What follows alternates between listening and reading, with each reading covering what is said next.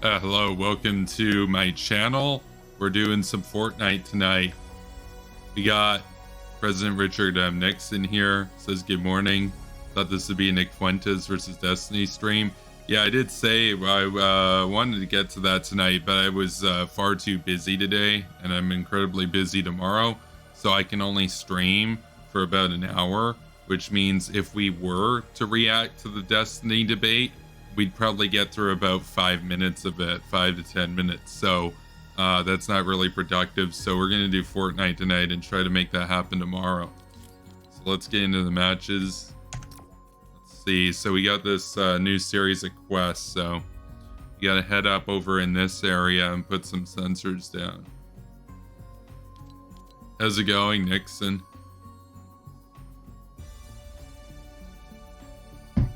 You know that John Mearsheimer lecture took about at least 12 hours combined to get through. And I got a comment today informing me that that particular goober, that John Mearsheimer guy, he's actually been paid to attend the Valdai conference, which is a pro-Russian, basically propaganda hangout. And in that sense, John Mearsheimer is not just a useful idiot on the same level as people like Kyle Kulinski, Kremlin Kyle, and his ilk. He's actually paid by the Kremlin, and in that sense, he's more similar to Jimmy Dore. So that's pretty embarrassing for John Mearsheimer. And what was incredible about it is, you know, the comment that I got, the person pointed out how John Mearsheimer, when he's talking about the situation in Crimea, he'll never call it an annexation of Crimea.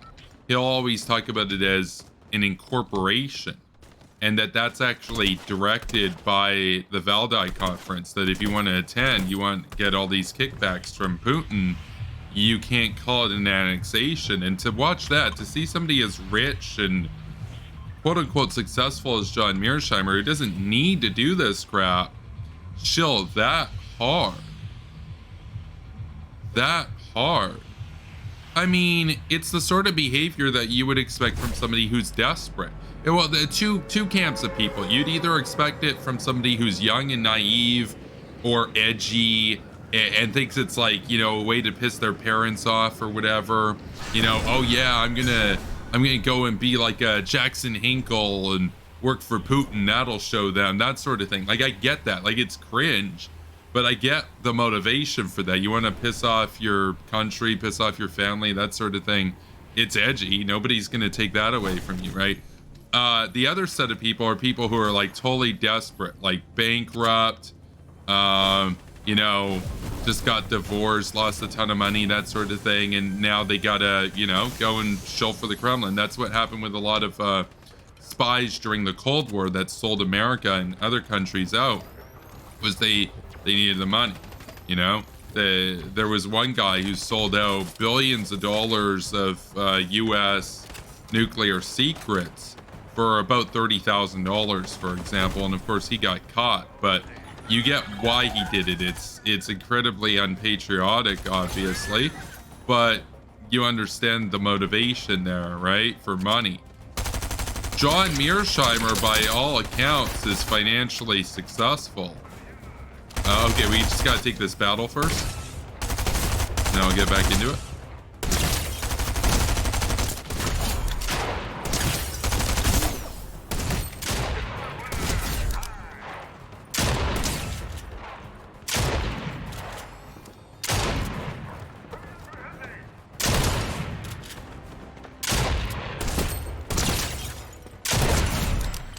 Let's go.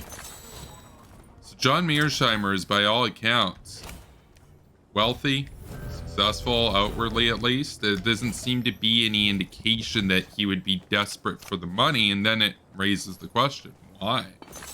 Why are you making bedfellows with Jackson Hinkle and Haas if it's not about the edge and it's not about the money? because the amount of money he's getting from that is nothing compared to the book sales he's gotten from the last few decades, his career in the University of Chicago, etc., right? I mean, why does he have to go to the Kremlin? And the best answer that I can come up with, honestly, is it's not that example of the edge that I was giving you earlier from, like, you know, the Jackson Hinkle thing. Yeah, I'm gonna piss off my dad, that sort of thing. We all understand the motivation there. Like, we get it, right? Like, you're any degree of a meme, or you would understand why there might be some appeal to that, right? It's like you know, making your career a shit post, basically, right? You can see why somebody might be interested in that, but or there's always the off chance that they are actually that gullible, in which case, you know, that's embarrassing, but you understand it, all right? Like, if they're actually that gullible, then they genuinely think that Putin's the good guy and they think America's the bad guy. So then you'd understand why they do what they do. But none of those explain the situation. Ah, he took the tank. He took the tank. Okay, we're gonna have to deal with that guy. None of those explain. Oh, okay. No, you're done, son. No, I'm done. Okay. Wow, I was hoping he would stay and take the nades. No. Okay, he just walked a few steps forward. So, no, but here's the thing. So you know the reason why John Mearsheimer does it. So it's not the edge to piss off your parents, to, you know, be like, oh yeah, like cause of the muscles or whatever, that sort of thing, you know, even though he's incredibly short, but okay, he flexes biceps. I've never seen John Mearsheimer do the bicep cringe, but and it's not about the money either. You know what it is? It's somewhere in between. What it is it has to be a way to piss off his associates that I guess he thinks are probably like too liberal or whatever. Look, I'm not a realist and I'm not a liberal as far as international relations goes. I think both schools of thought are lame. I think it's apparent that both are incredibly cringy. And the only schools of thought that are serious or like actual offensive realism, not what John Mearsheimer calls that, but John Bolton types, neoconservatives, you know. So basically you got pro-American, keep in mind that's the key word, pro-American offensive realist, because of course John Mearsheimer's more of a defensive realist, and he's definitely not pro-American. He's far more pro-Russian. John Bolton, on the other hand, he's not a neocon. He's an offensive realist, but he's pro-US, so that's a serious position. He doesn't believe that it's America's job to spread democracy, but he believes that it's America's job to uphold its national interests. And so that's respectable. That's a serious position, whether you agree with it or not. It's a serious pro-American, pro-Western foreign policy persuasion. And then you've got liberal hawks, liberal unilateralists, people like myself. And so that's basically like three serious camps that are more seen as persuasions than actual schools of thought. Like in informal international relations schools of thought, you basically have like three main areas. You have liberals that are all about my institutions, the United Nations, non-governmental organizations. Those will save the day. Oh, if we just get everybody to work together and talk, we can change the world. That type of thinking, it's very cringy. And of course, you know, liberal internationalism is what that's generally referred to as, but in school you just call it liberalism. Then you got realism, which, you know, we already watched John Mearsheimer. That should give you a taste of realism. And then you've got constructivists. We haven't talked about constructivists yet, but does he have a gun? No, really? No, he had shield. No, I gotta get out of there. No, okay, he did a big number on me. I gotta move. I gotta get that tank.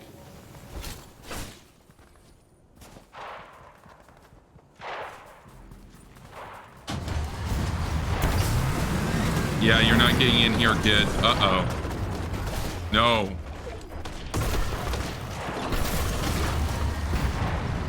Oh, no.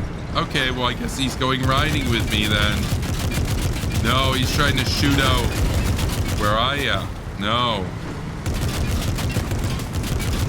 Really? I think we're done.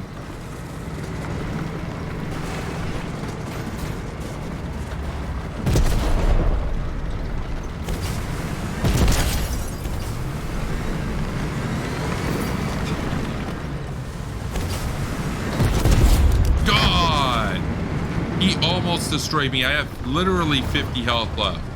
And there's another tank. Oh my god, that was intense. And I don't have the soldering iron this time. That was in the last match. We literally have 50 health left. If we take one shot, it's over. So we need to find a blowtorch. But how am I going to find a blowtorch without somebody shooting me? Like, if I take a couple bullets, never mind a tank shell, I'm done. Man, that kid, he should have just minded his own business. Wow. Oh, wow, it's a blowtorch. We found one. We found one. Wait, was that a blowtorch or was that a jerry can? Oh, no, we got both. We got both. So we can refuel. We can heal. We can actually do a lot here.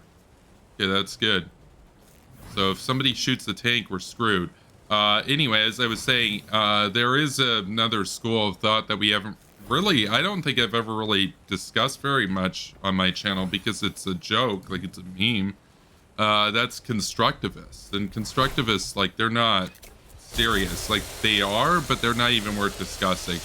We talk about realists and we talk about liberal internationalists or liberals. Like, I'm a liberal, but I'm not a liberal internationalist. I'm a unilateralist. We talk about them because they actually have power, right? They actually have prominence in academia and everything, so we talk about them. Constructivists aren't worth really discussing because they're not represented in power, or I mean, yeah, they're represented in academia, but not seriously. Like, your big thinkers, your big figures are always going to be your liberals, basically, your Blinken types, those sorts of people, that sort of thing. Anyway,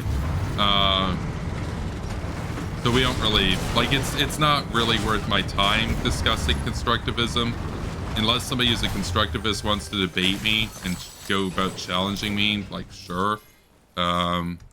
But yeah, so that's basically the deal there. Oh, wow, that used up almost all my fuel.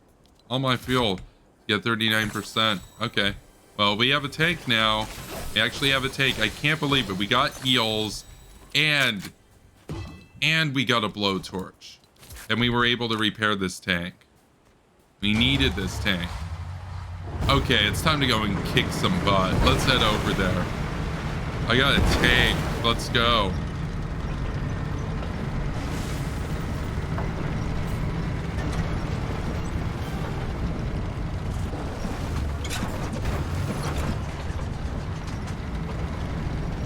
Oh, the stream's lagging? Really? Telling me here that I'm on 30 FPS to Twitch current. That's really. I'll look at the chat in a minute. If it's lagging though, that's not on my end because I'm uploading at 30 FPS right now. And there's not even a fluctuation to it. So I'm not sure what's going on.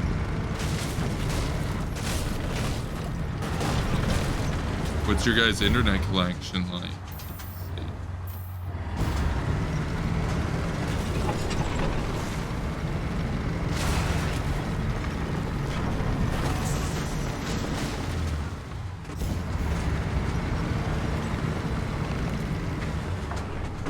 The audio keeps cutting out? Really? Huh. Weird. I'll try turning down the mic. Maybe it's over intensity there. Oh, I got an enemy up here.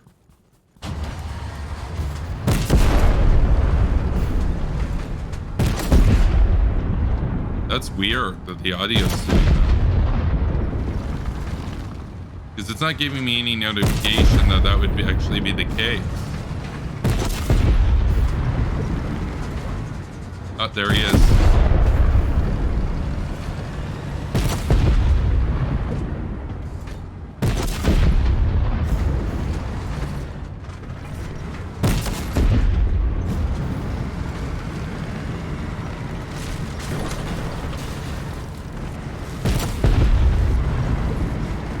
he's up there.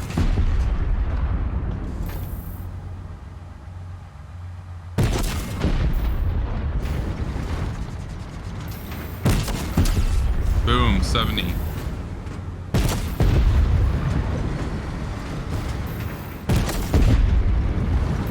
There he is.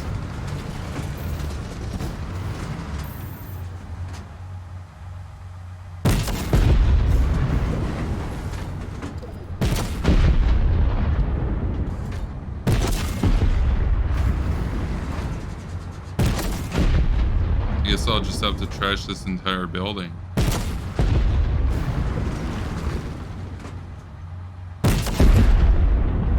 Unless he left the building.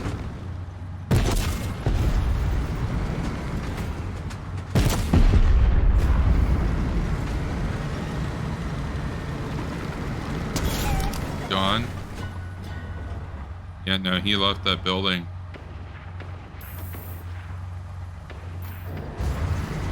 It's up there.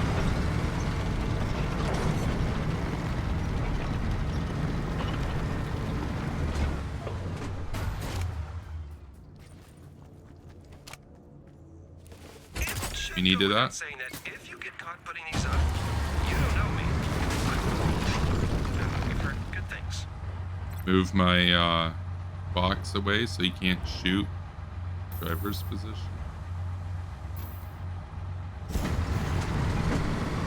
Ah, there he is.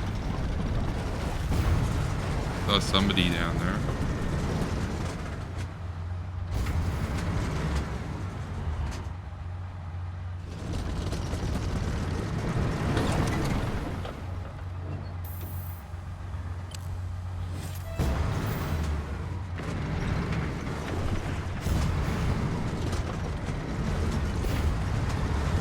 You know what I'm gonna do is I'm gonna check it out on my phone, see if there's an issue there.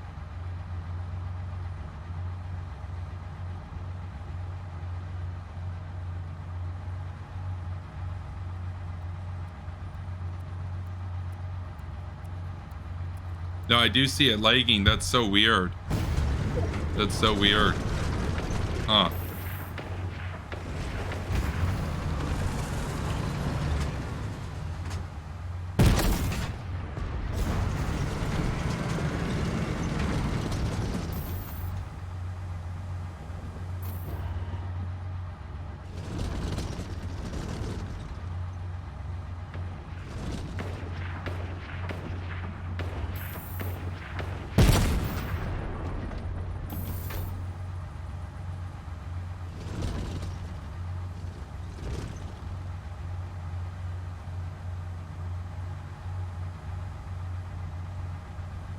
Okay, so you're getting an internet speed test very fast. I'll check what mine is at once this round is over. Mine is supposed to be very fast as well. Like, it's supposed to be fiber optic. 70 damage.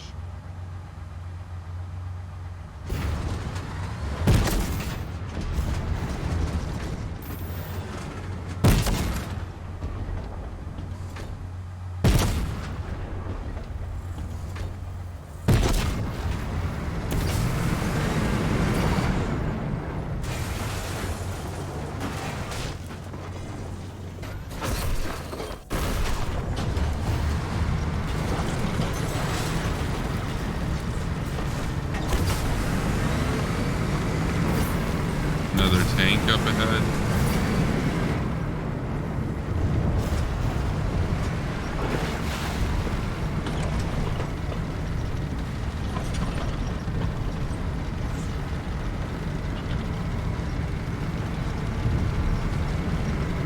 Yeah, no, it's definitely a problem on my end. What I just don't understand about it is that I'm not seeing any issues like that.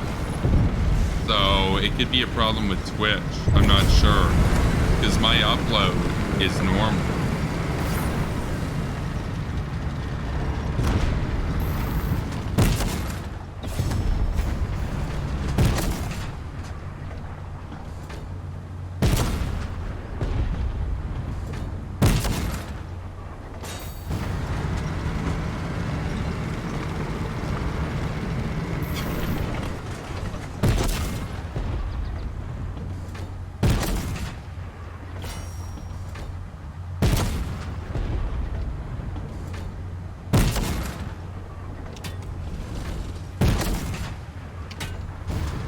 Okay, he's almost gone.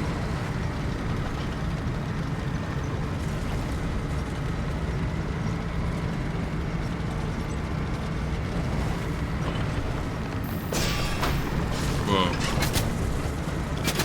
Hatch has been destroyed.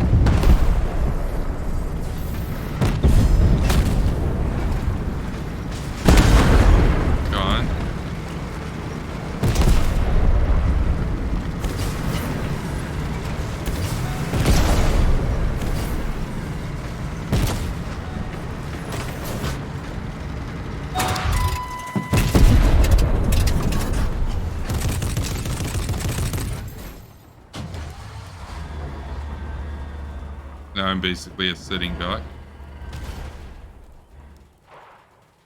So I'm seeing it on my phone now that it looks fine.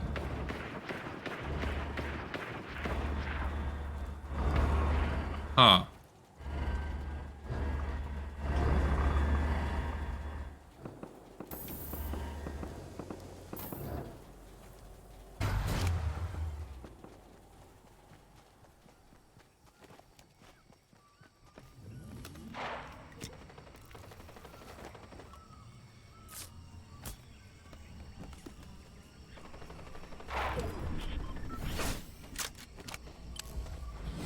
Let's talk to this guy. Nighthawk? What's Nighthawk? Okay, we'll hire Brainiac.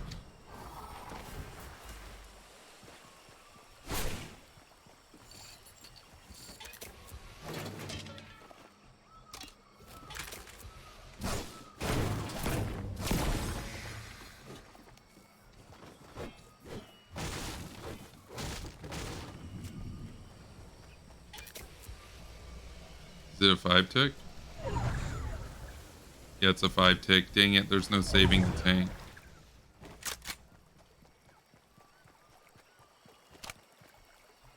Yeah, it must have been a 5 to 10 minute Twitch issue. I have no idea at this point. Because, like, I pay for the best internet that I can get, so...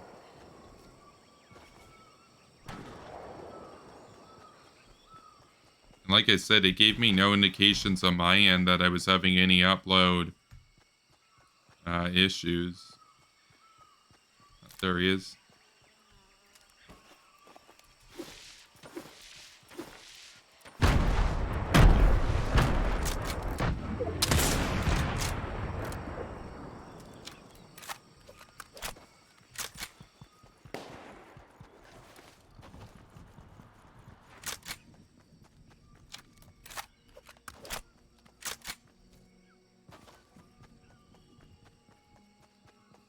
Yeah, Russian cyber attack.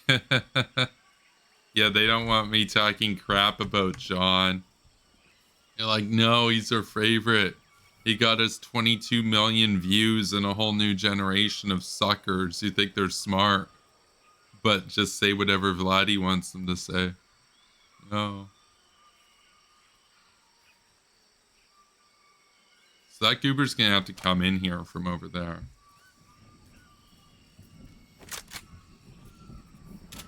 Here he comes. Oh, wow. Well, he had a drum too, but because he had better aim. Okay. Yeah, like I was saying, so constructivists are the other main camp, but like they're a joke. They're not even really worth discussing at all. So that leaves those two, and we talk about those two. The liberals. Oh, wow, gun down. The liberals and the realists. And they're both goobers. They're both goobers. The thing is, the liberals, like the realists, are amoral and old school. And in that sense, I guess they're right. And the realists think that the liberals are fools who don't appreciate the power of the state and think that random NGOs are going to save the world when nobody takes them seriously.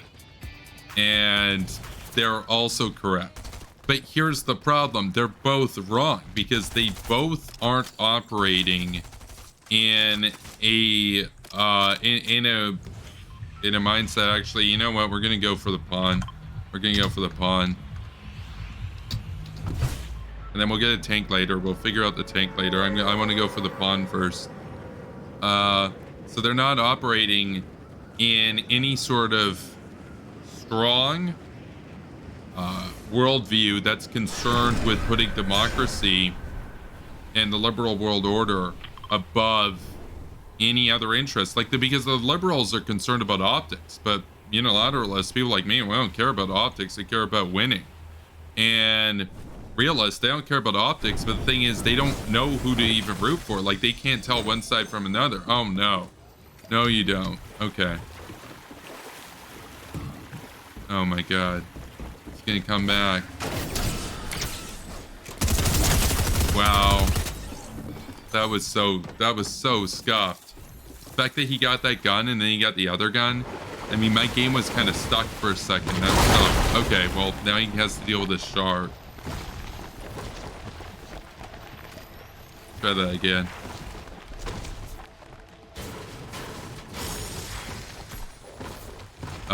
Mr. Dean says, do you think the West should have pursued friendly relations with Russia in the 90s to counter China or not and lure them in?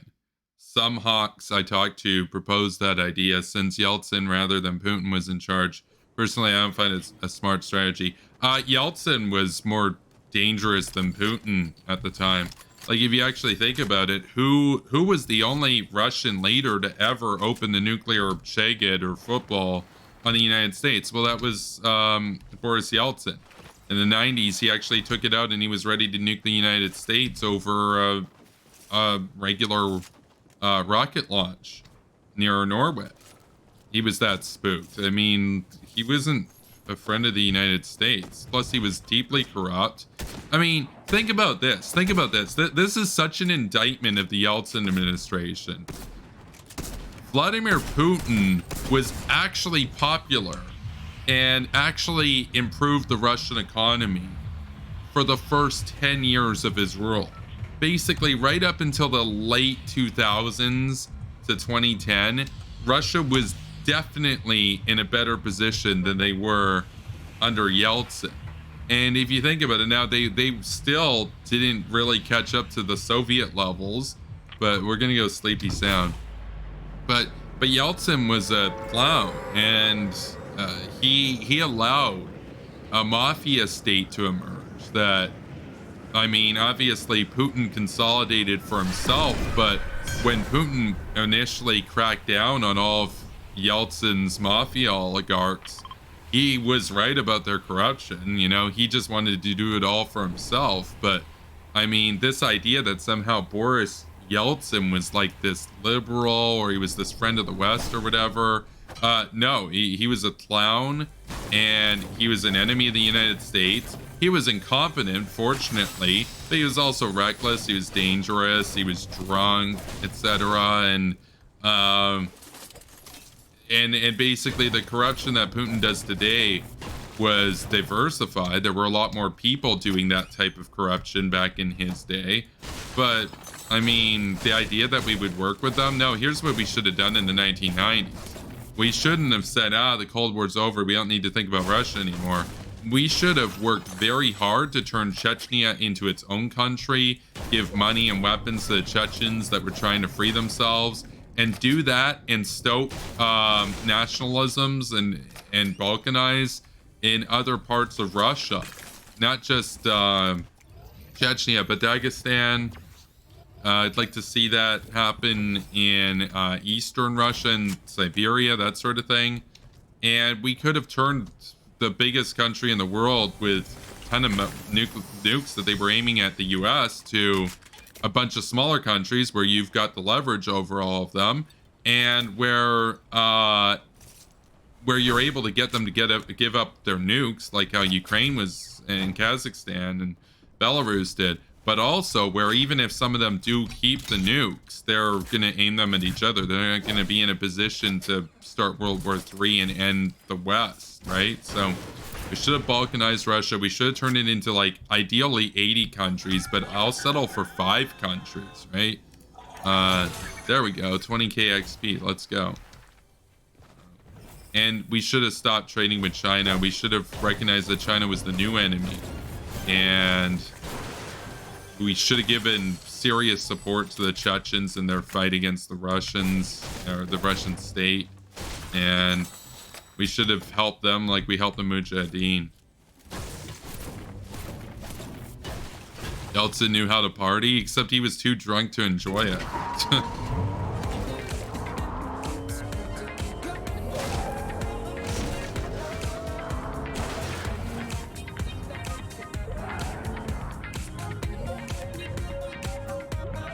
What quests do I need to do?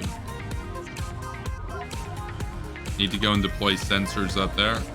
Okay. Let's try to find some tires first.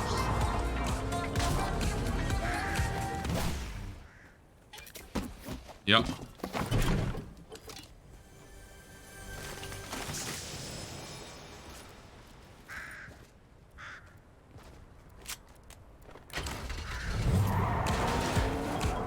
So I'm at almost 70% fuel. Let's go.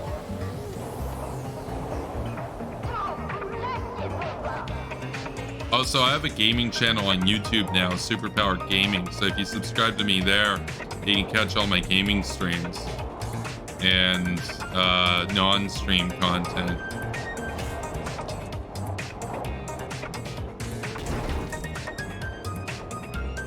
That's a llama. Llama alert.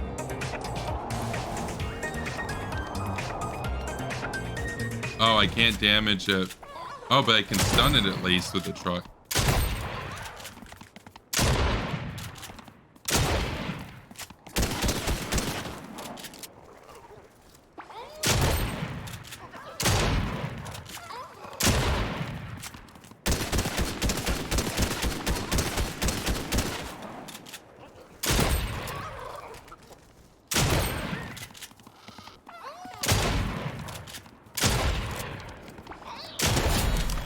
There we go.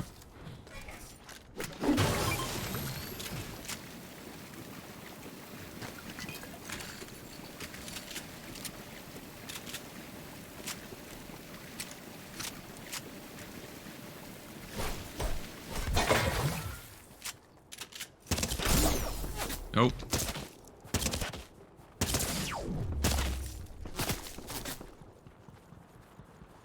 Wow.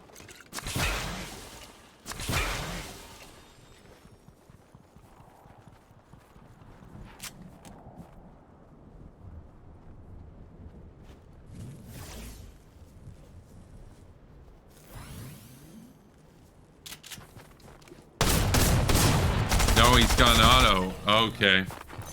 Auto and a stinger. Lethal combination.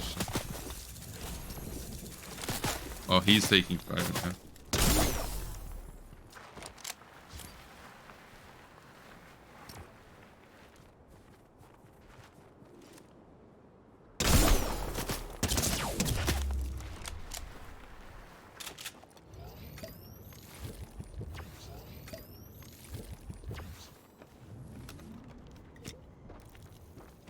Funny, I'm looking at it on my phone and it's like a minute behind where I'm at.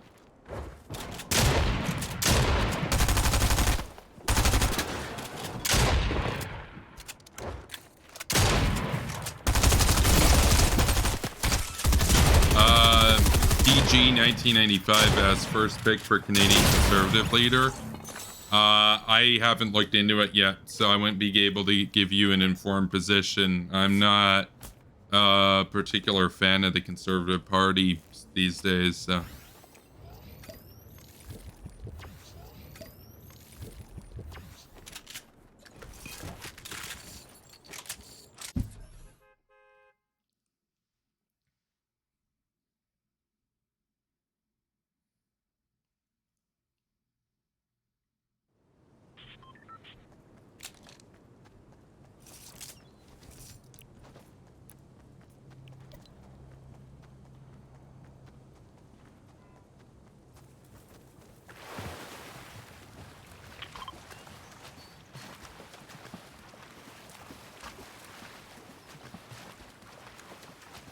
Mr. Dean says, do you agree with the enemy of my enemy is my friend saying when it comes to foreign policy? Only for strategic partnership. So, like, take Chechnya, for example. Do I agree with them? No. Right? But I would support them the same as I would the Mujahideen or Saudi Arabia or anything like that. So, they give a hard time for, like, your main rival that threatens to end the world, Russia. So anything that you can do to balkanize Russia will help to guarantee the peace and make it so that where wars do break out, they don't have the potential to end billions of people's lives. So. Plus, you can liberate Chechnya and liberalize them a lot easier than you could Russia. So that's another advantage of balkanization, is that it makes the countries easier to liberate. Like Russia, good luck with that. They got 8,000 nukes, but if Chechnya was its own country, you could go in there. So.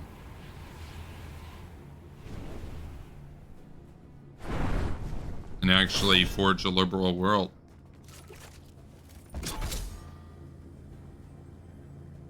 Yeah, that's correct. The enemy of your enemy is your enemy's enemy. Yeah, it doesn't necessarily mean that they're your friend. I mean, it's like saying in Saudi Arabia your friend. It's like, well, oh, wait, he just jumped. Imagine I knocked that guy down.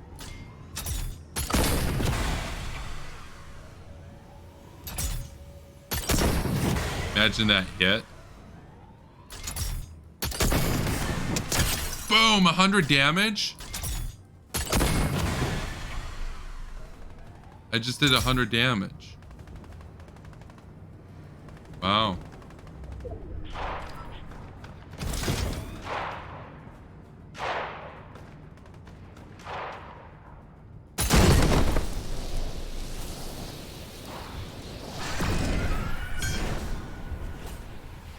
Set up over here.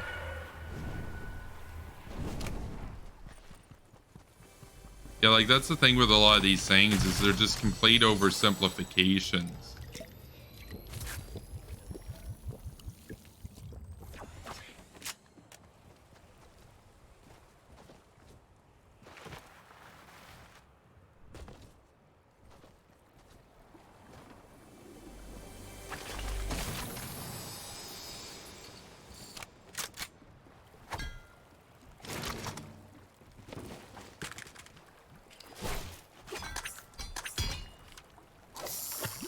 Fishing time.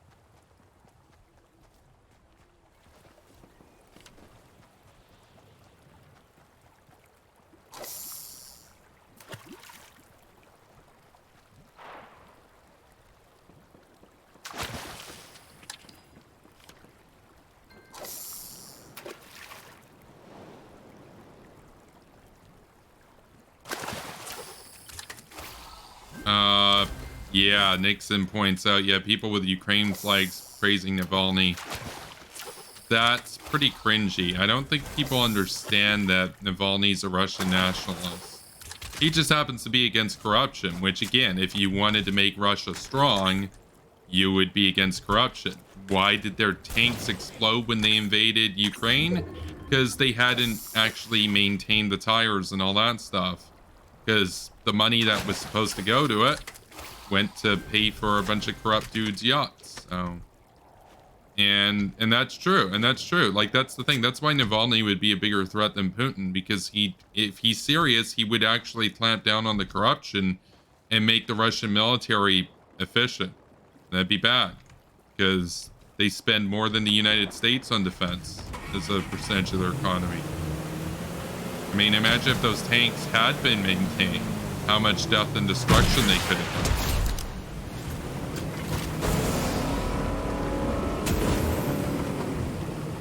It's not to say that Putin's a good guy, but he does keep Russia weak.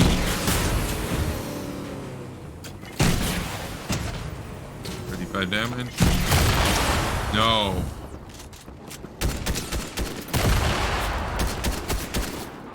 No. Wow.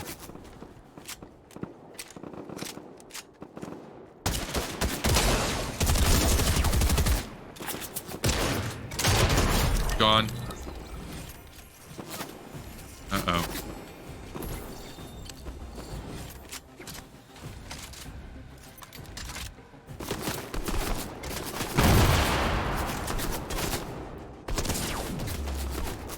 Oops.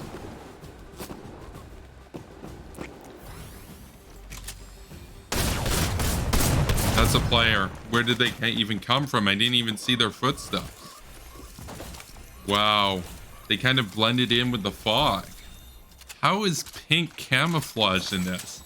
Believe it or not, that's actually a camouflage skin. I didn't even see them coming. That's actually camouflaged against like the storm-hued fog. Fortnite. The fact that that's effective camo is goofy. Okay. Well.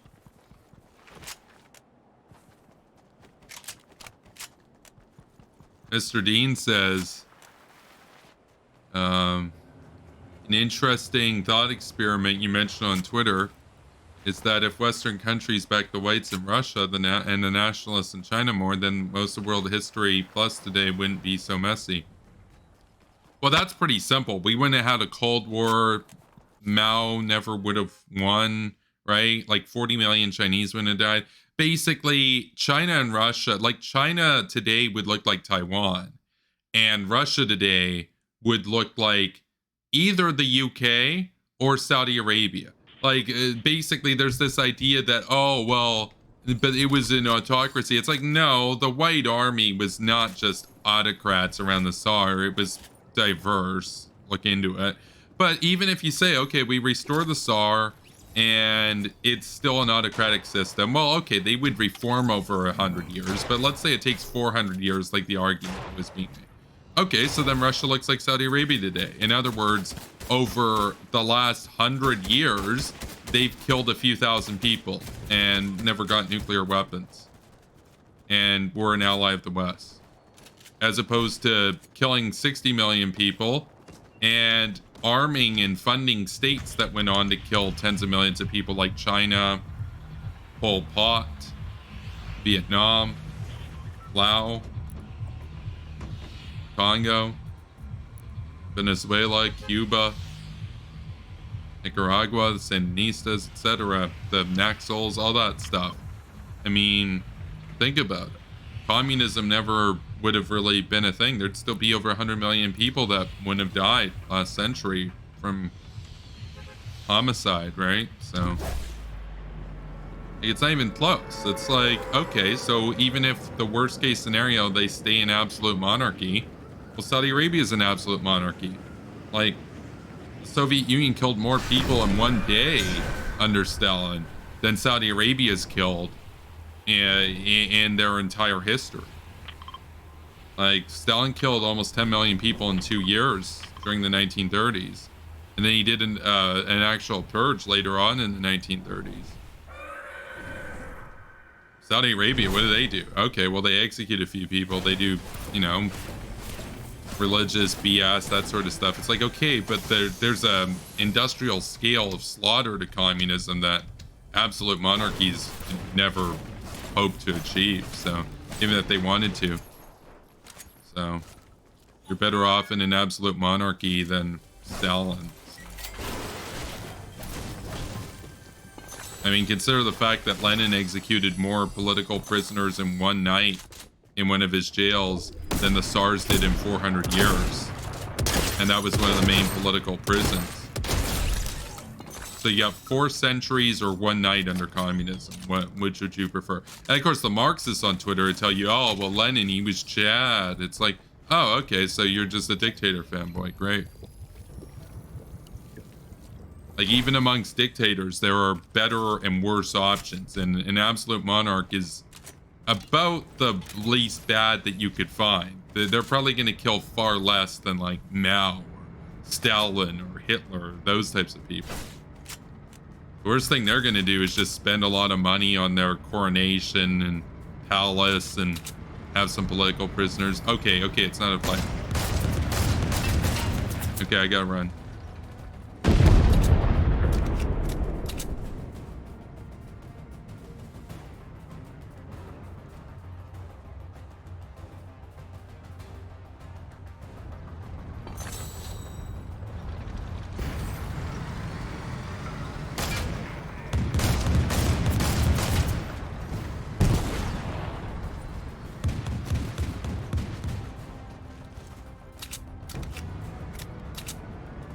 We got 10 people here now. That's kind of crazy considering how bad the connection was earlier.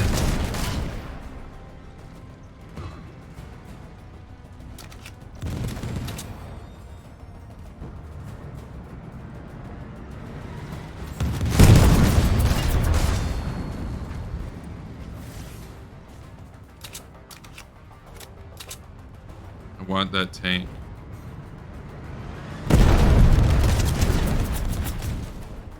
I just got to kill the driver.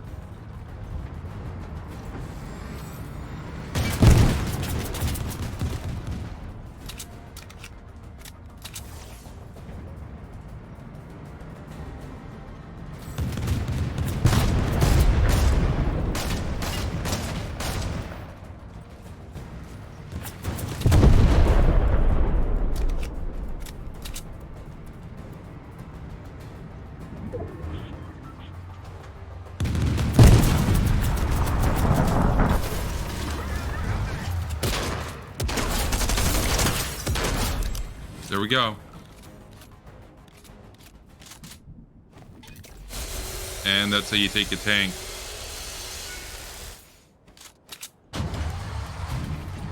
Ah, there's a car.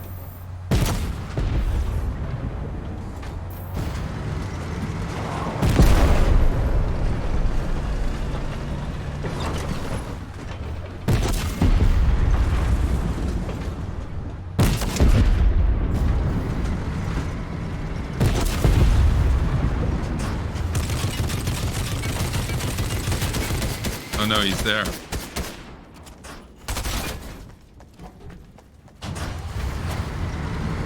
He's in the car. He's in the tank. No, he's gonna start damaging the tank. Oh no, he's... Okay, he's back. He's gone. Sucker. He damaged the tank.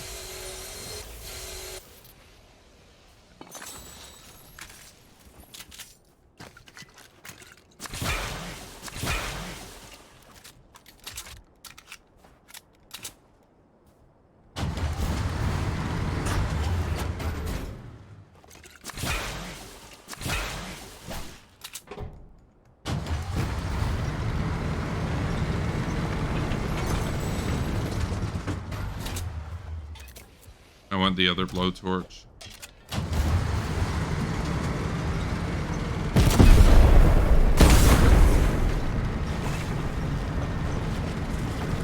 Storm's coming in. Oh geez, we got a long way to go.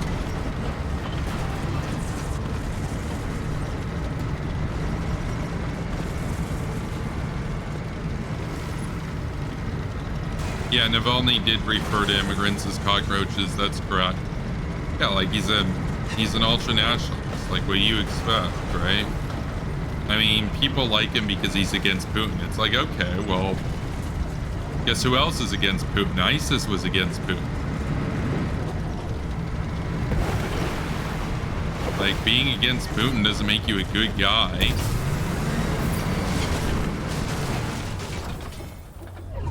And like I pointed out, it doesn't even necessarily make you a strategic partner. I mean, again, consider the fact that Navalny would be a more effective rival than Putin. Putin's incompetent.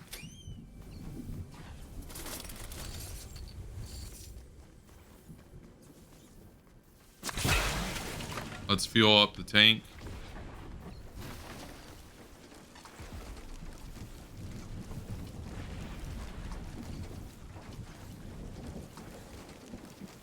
We'll do one more round after this one. Okay, that should make us get to the gas station. Take the bandages.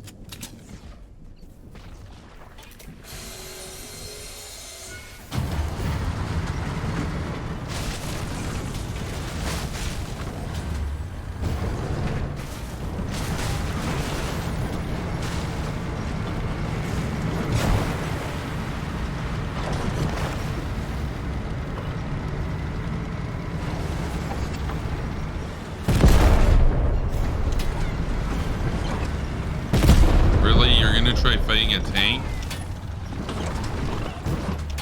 That chicken is attacking the tank. What did it drop?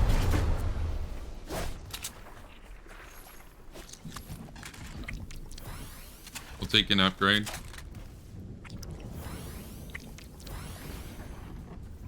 Wow. No fear. Just goes up to and starts pecking a tank.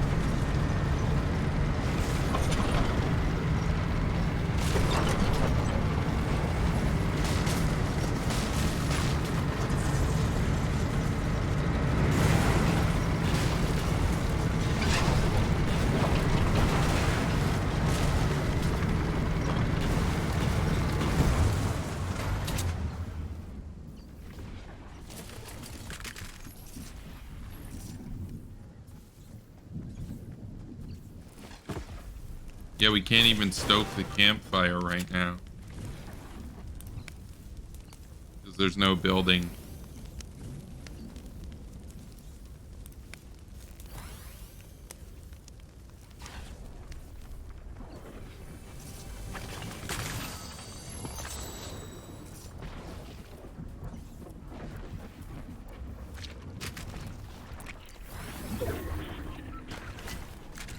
Yep, restore health is complete.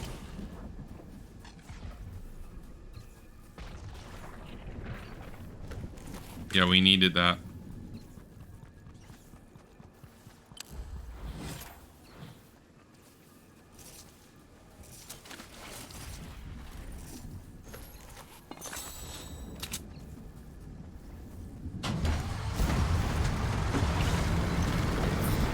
Head for the gas station.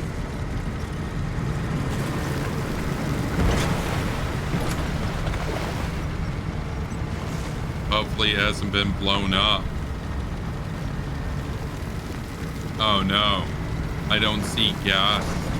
Oh no, there are some coming into view. Okay, I can see it now. There we go, 3 daily quests.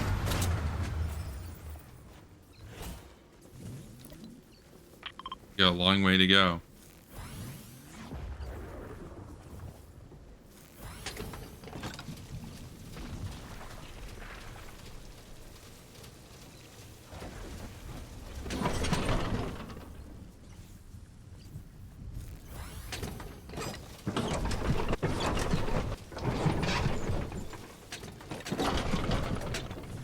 There we are.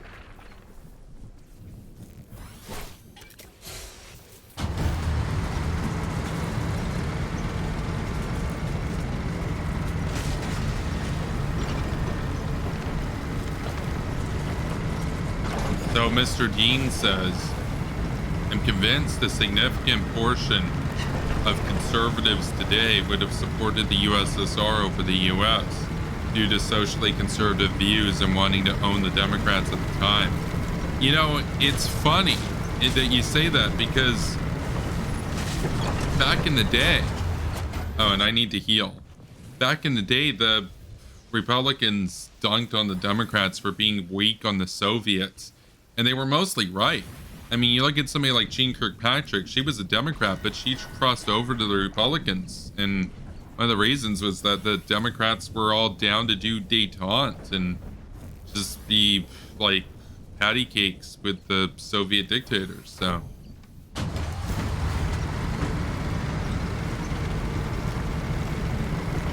New outpost, okay.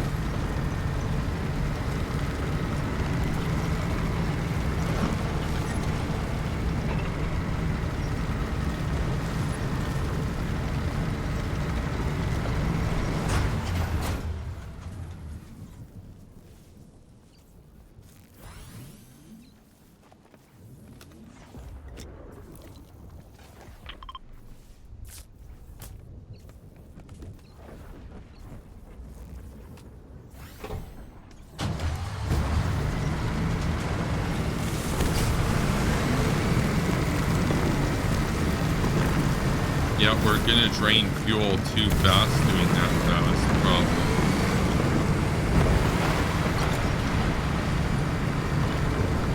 Wow, there's another tank.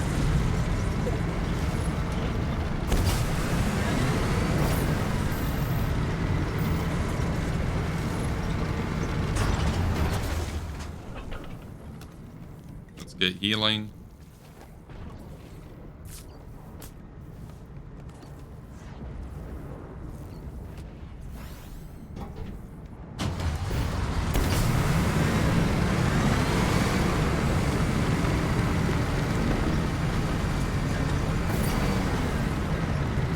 Are we gonna make it?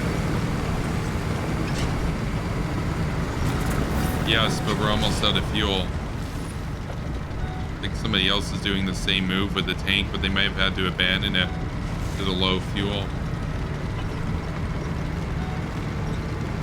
Footsteps?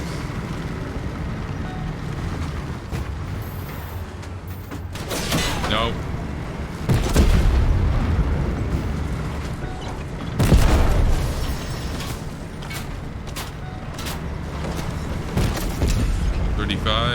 Didn't even see where he was. Firing.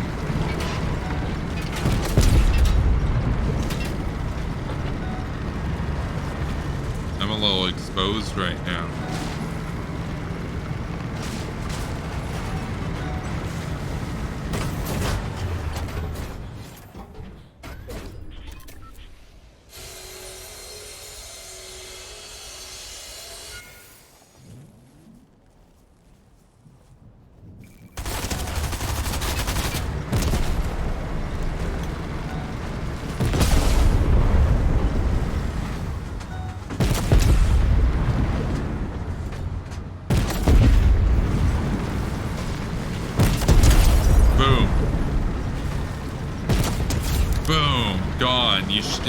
If he didn't shoot at me, I wouldn't have known.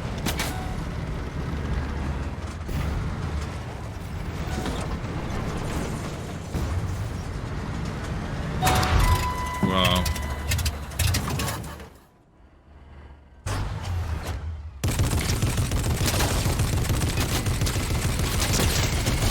Gone.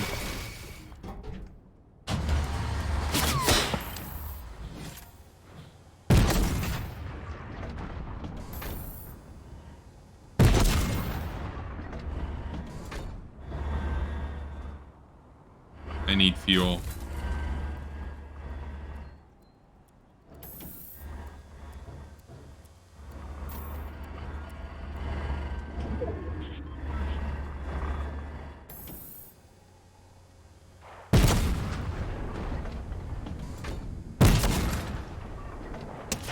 Got him 35. Got him 70. I didn't even know where he was.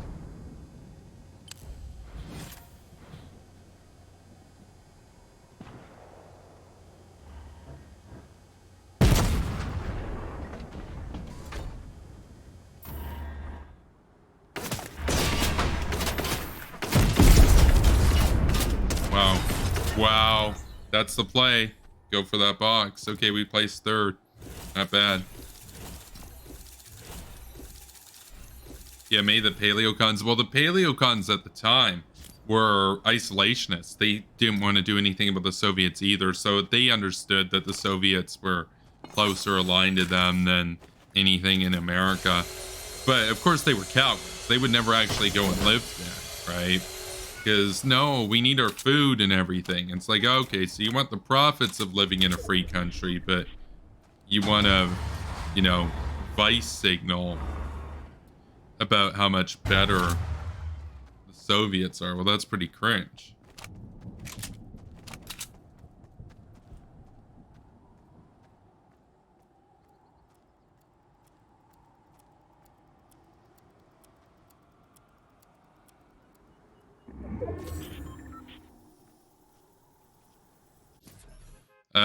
Let's see. Yeah, he's a good anti-Putin activist. Well, like, see, here's the thing, right? He's an anti-Putin activist because Putin's corrupt. But if you got rid of the corruption in Russia, Russia would be effective. They wouldn't be losing the war in Ukraine right now if the money that went to the military actually went to maintaining the military.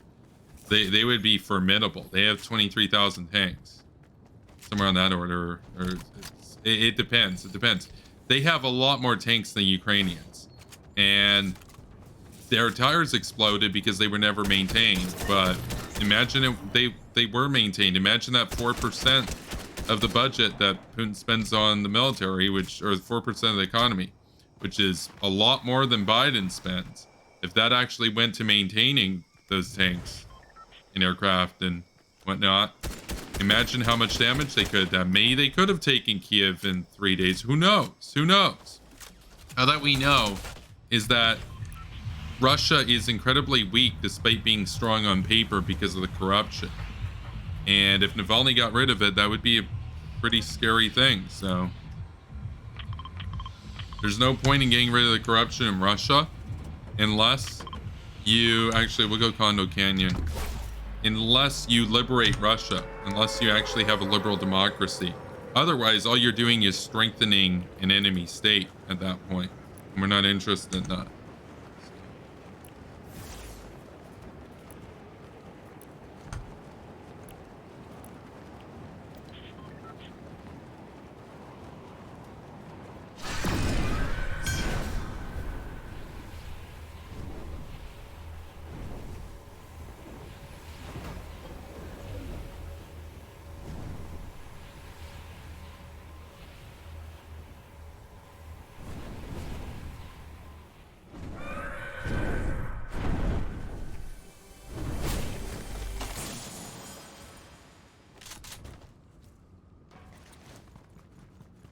Come on.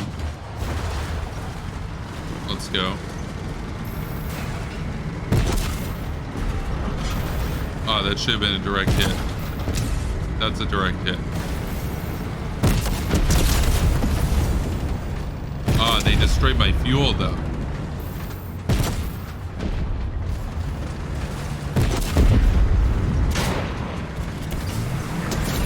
Knocked.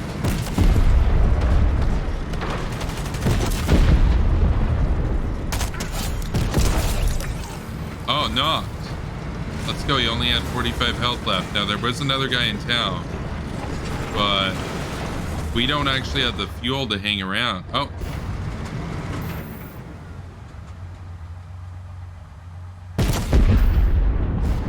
Trying to revive him. Boom.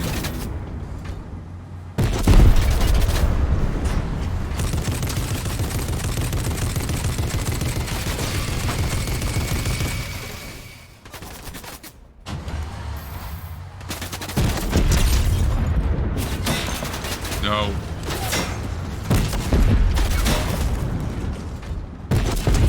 Move the box away from where they're firing at. See him on the bridge.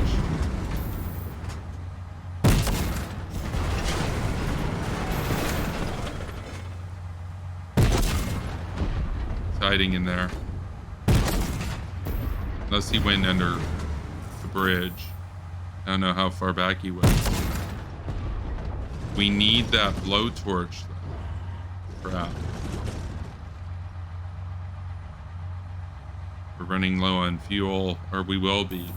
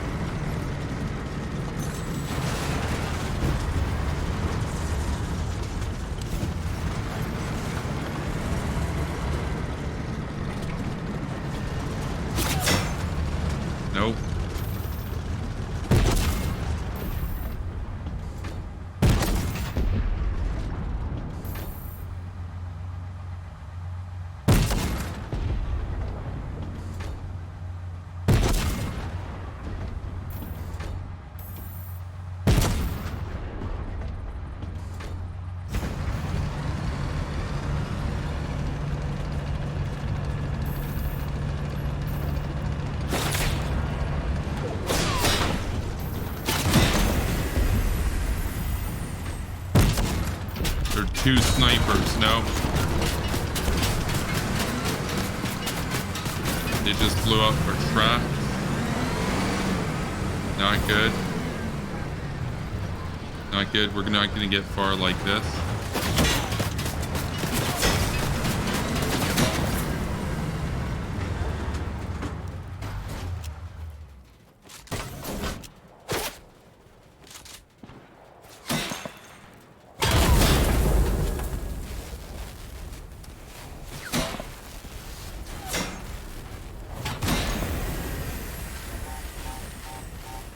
Gonna blow.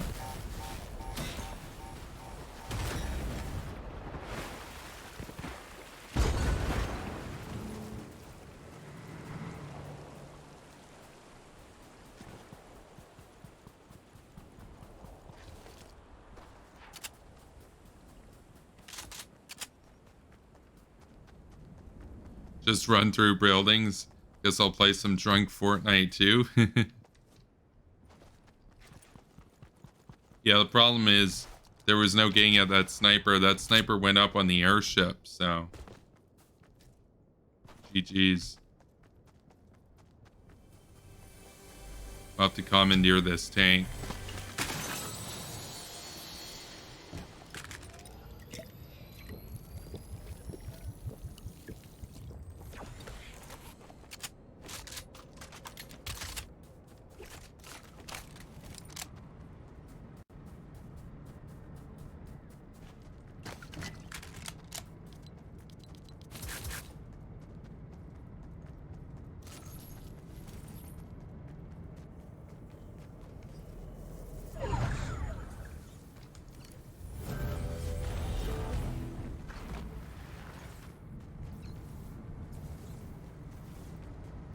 You know what? That's not gonna work. We'll have to take one of these now.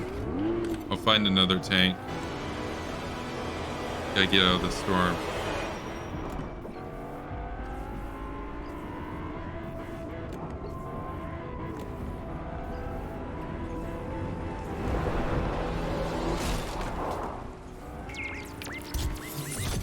At least we can outrun tank shells.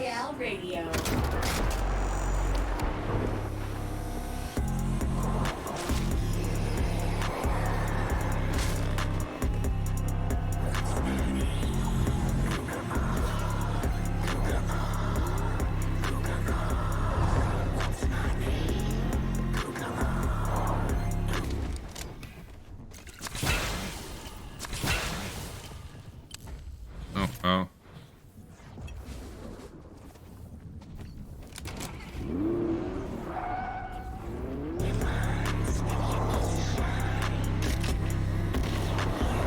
That's a vehicle?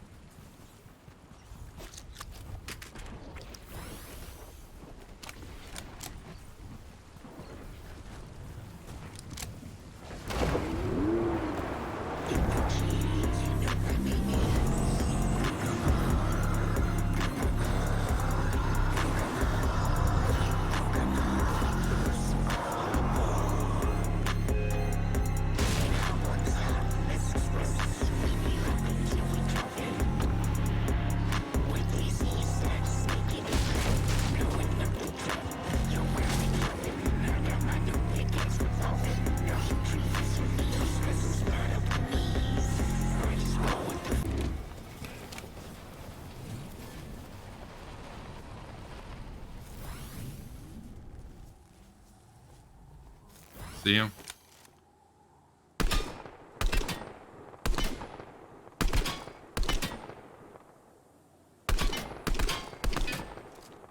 There he goes. Wow.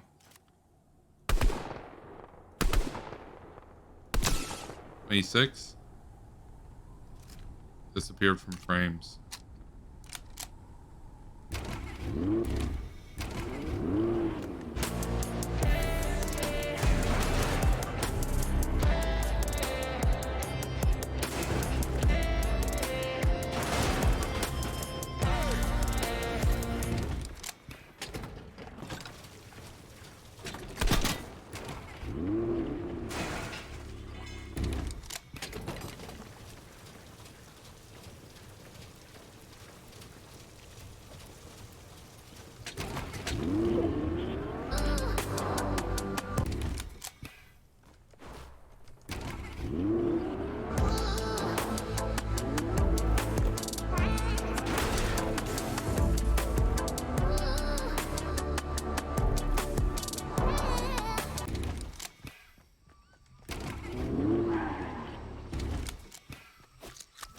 Get the heals.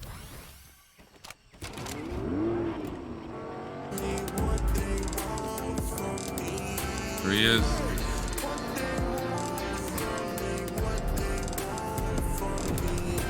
Boom. Wow. That has to be the most epic kill I've gotten in a while. Somebody clip that out. That was insane. We just leveled up. That guy got wrecked.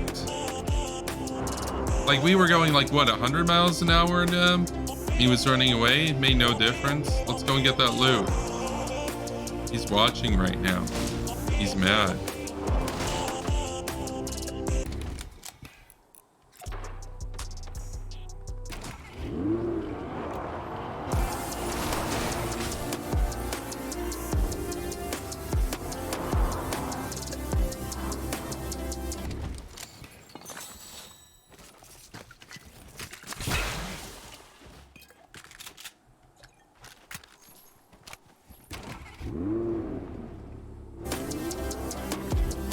That was insane.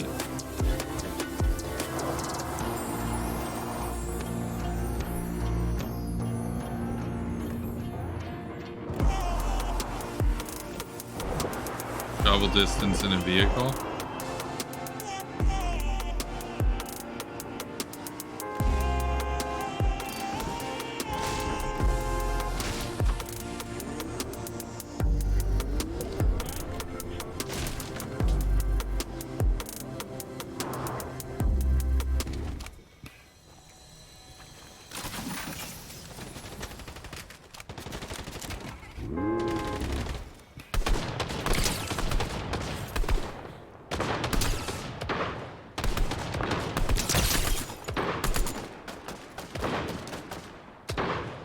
Gonna steal my kill. I stole his kill. Let's go. He's mad.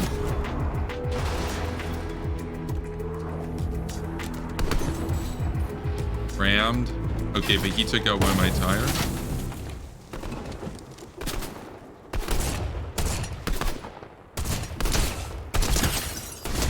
Gone.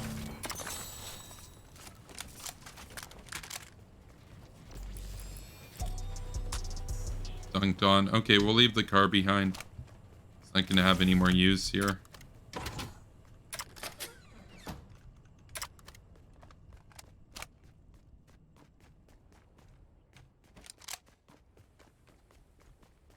Oh, it's a ledge vending machine.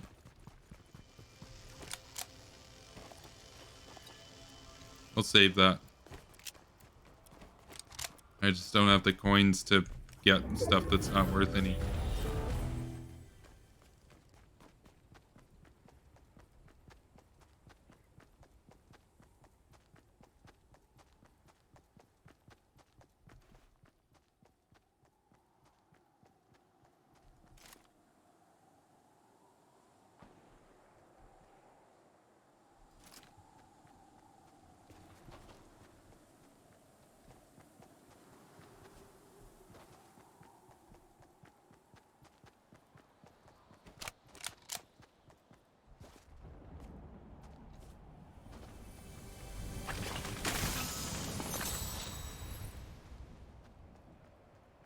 Where'd he go?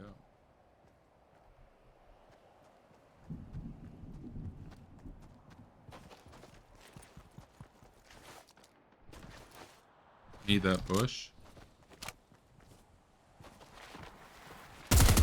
Nope. Oh, I figured maybe he went in the bush, but I should have chucked the C4 in there. Do one more round.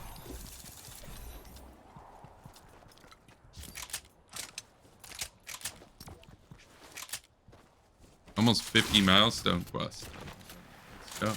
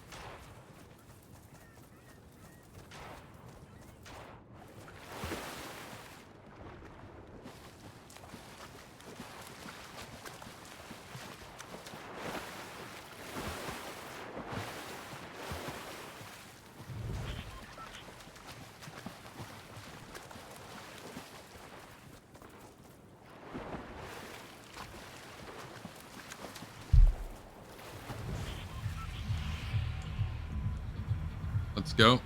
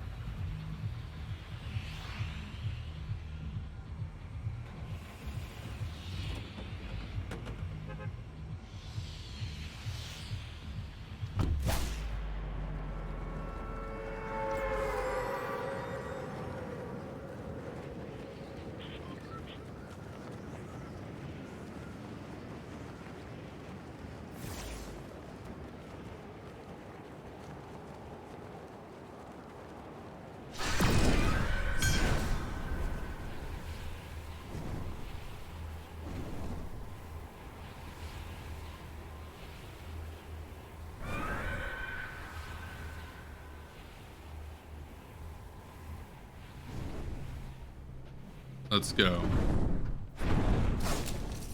Revolver.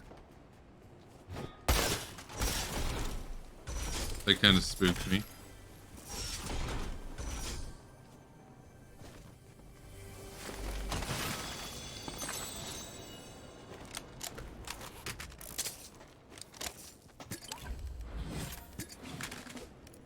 Yeah, we'll hire him.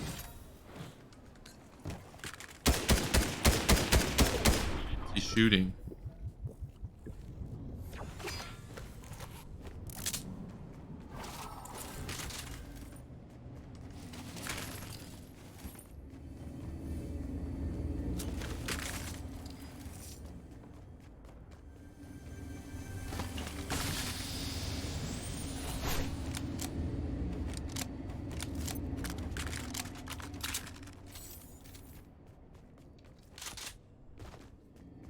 Maybe that was a mistake. I don't know. I like this gun, but I'm sure other people might have taken the purple one.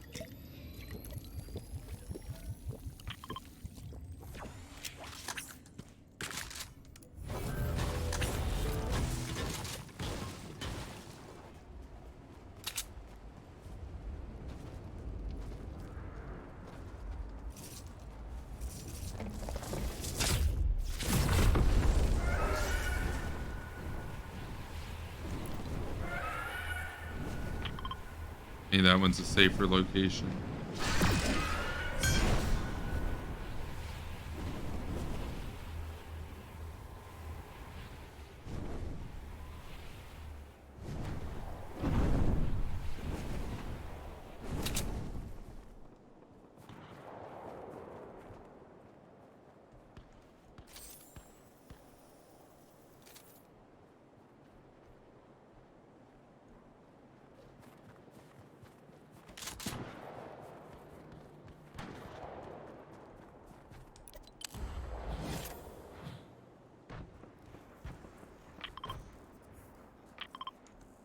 Basically right there. Okay, 50 meters.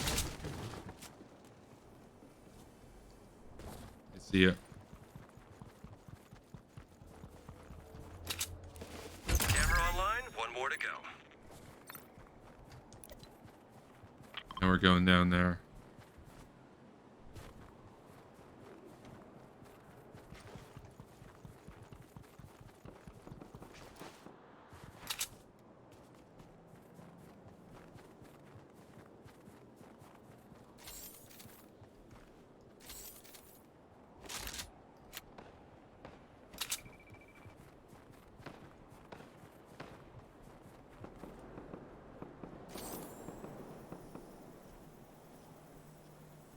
Who's shooting who?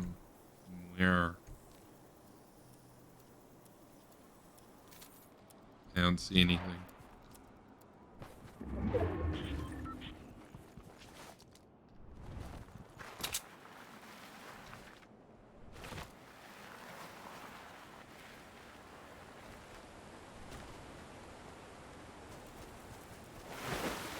Okay, swimming time. We got the airship up there. It's coming into view.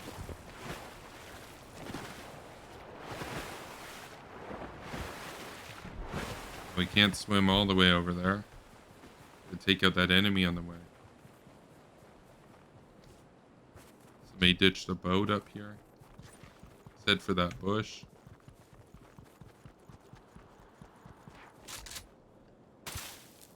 Okay, it's clear.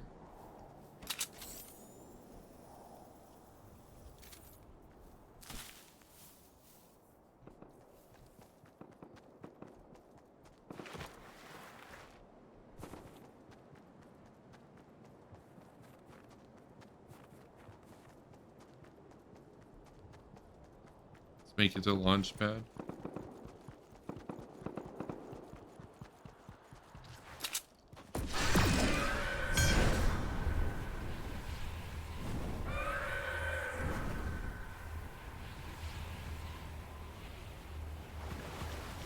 There he is.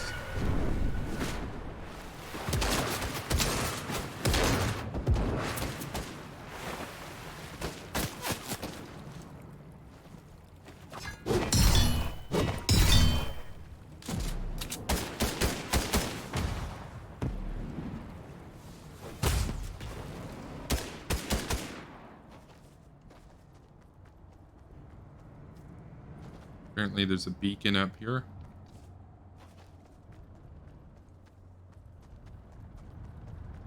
There it is. Nice work. Did I put the batteries in? I didn't. But I'm like 80% sure that I put the batteries in.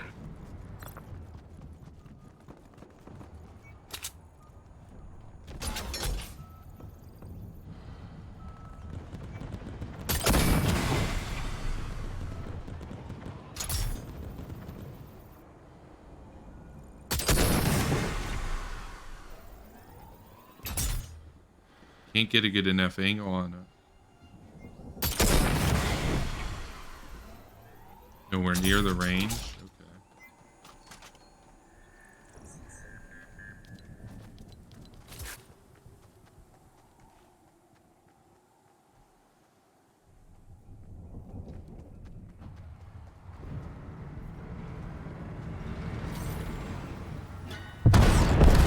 Whoa.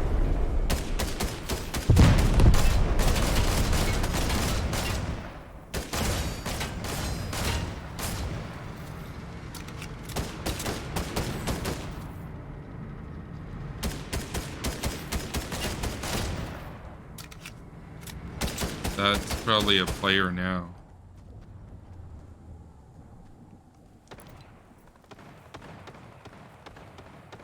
Okay, all the uplink devices are out of the map.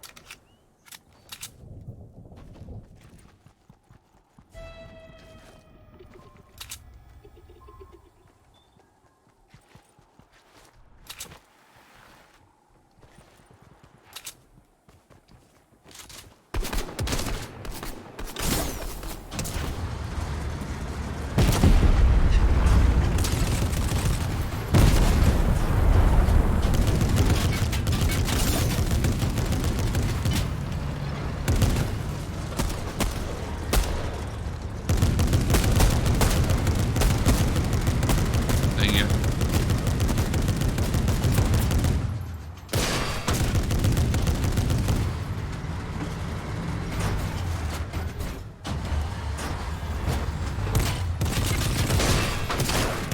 Ah, well played. Well played. Let's see, what do we have? Okay, we're an hour and a half into this. Establish device uplink near 7 outposts. Okay.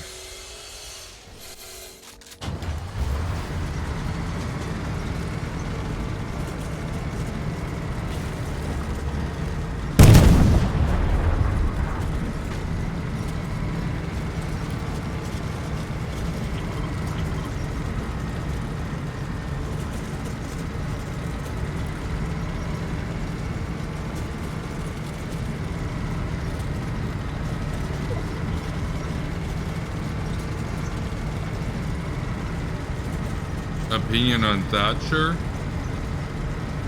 Her economics were pretty good.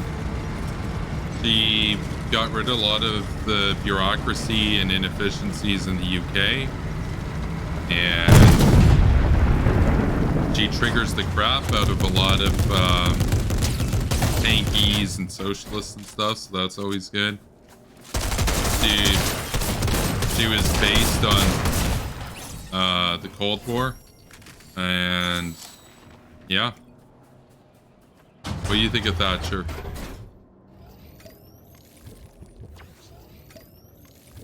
And the Soviets called her the Iron Lady. Like, they were spooked. They were spooked.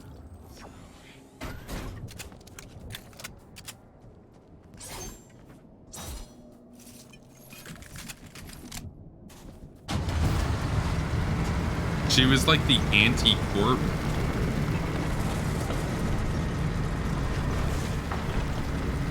Nixon says, Bolton said Putin was waiting for Trump to leave NATO in his second term. Do you think that's a real possibility? I mean, it sounds fantastic. I tend to believe Bolton, but I don't think it would happen that easily, though. I mean, there'd be a lot of pushback to that. Can you imagine if Donald Trump wanted to leave NATO? I mean, people would be pissed.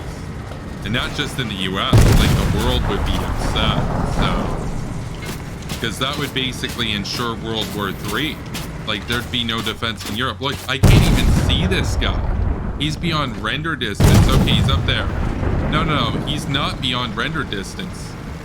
Somehow he was able to shoot through the rock, and that's why we couldn't see him. Hey, wait, is this guy shooting the house? The guy's up there. But, oh, they opened up the hatch. He's screwed. Yeah, no, he turned around. Okay, that's good. That hatch is so vulnerable. Like, once they shoot that hatch a couple times, okay, that shell went over his head. Yeah, good luck. You're not gonna get that unless you turn around that way, in which case he's just gonna snipe you in the hatch. That's a really awkward, like, this is not a good place to have a tank battle.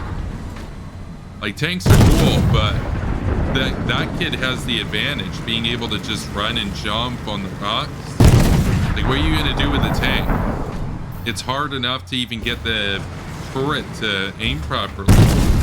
So, whoa, sniper. There's a sniper across the river. Does he know? Okay, he's abandoned the tank. Yeah, this is not a good area for a tank. But a sniper in a bush. Oh, there's a guy over there. He's gonna get sniped. Just standing there, he's gonna get sniped. Dude, the other guy's gonna shoot you. Yeah, now, yeah, you want a tank against vehicles. But if you had a blowtorch, that'd be good.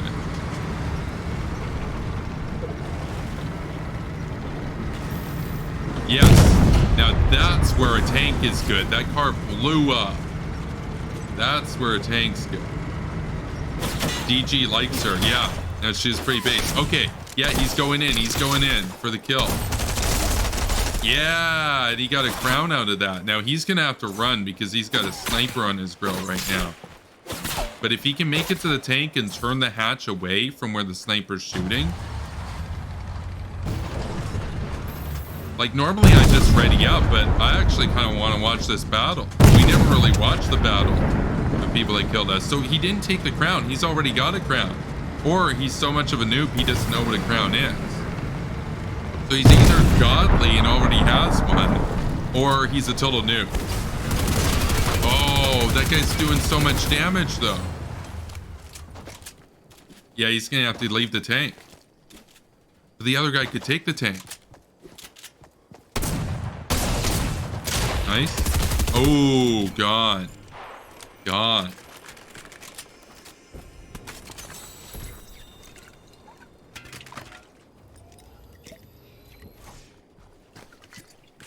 Do one more round. There we are. Okay.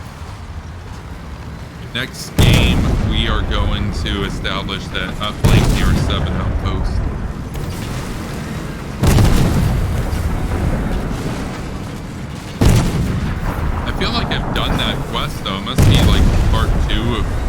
northwest. I'm not sure.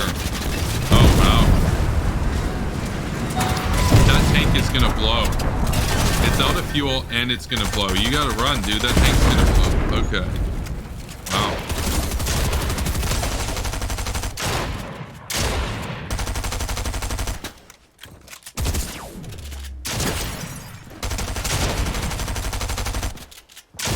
Yeah, shotgun in the... Oh, and there's a sniper coming into play now. Yeah. Plus you've got storm damage. Okay, this guy's sweaty. He's gonna have to deal with a sniper now. Well, the storm's almost clear for him, but he's got that sniper to deal with. He does have that sniper. Okay, here we go.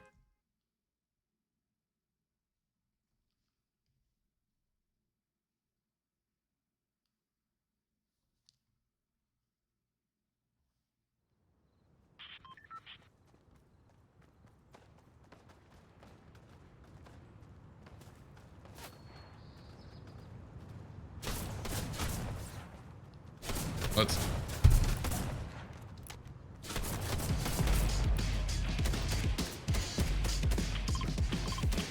Yeah, we'll go for this one. We'll pick up the tank.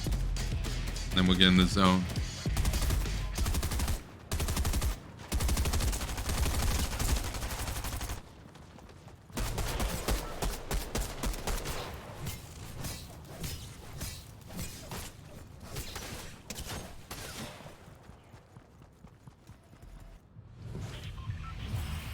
Here we go. Thank the bus driver. 7k XP. 2200 meters to go. So they're bringing battle buses into the game. Let's see. She helped the IRA recruitment a lot. So fighting the IRA helps their recruitment. I mean, it's kind of a meme. People said that about George Bush or whatever. It's like, oh, well, when he fights the terrorists, he helps the recruitment. It's like, okay, well, I guess we're just supposed to just surrender to the terrorists then. Okay.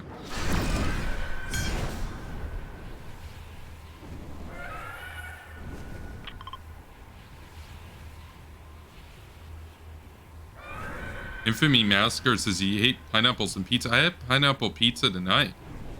I had a board games night with a buddy earlier. He had pizza. We had pineapple and pizza. Pineapple and pizza's base. I'll debate you on that. Okay, let's get this stuff set up. How close did they land?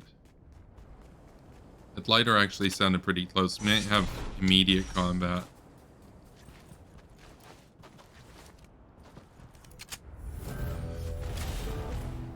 Okay, this is clear.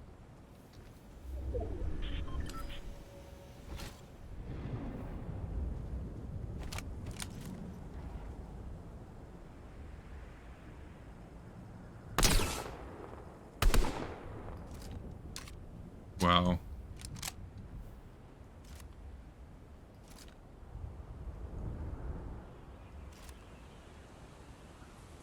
He knows.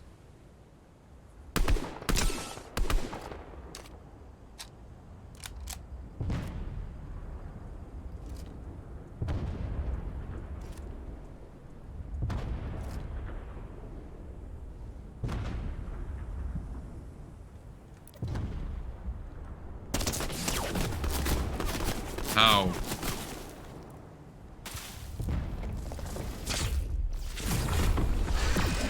We'll have to deal with the uplink later. That was crazy.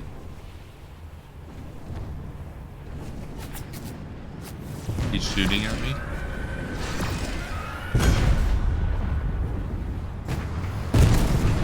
That's a player on here.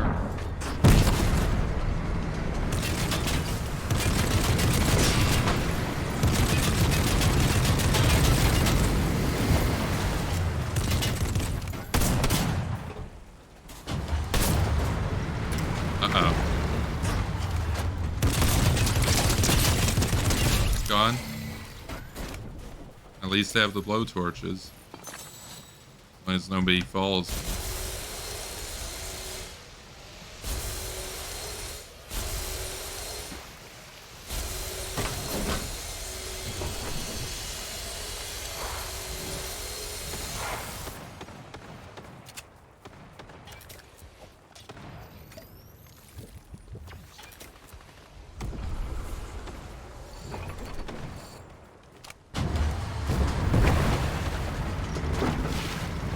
It has been repaired.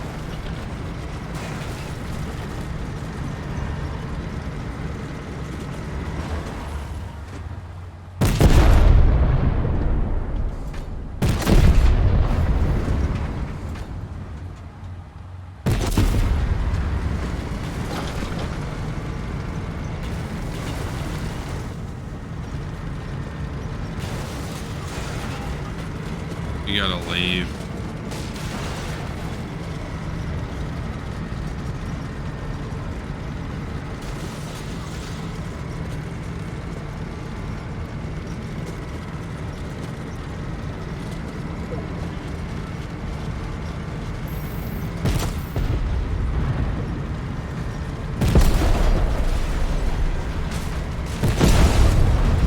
Damage.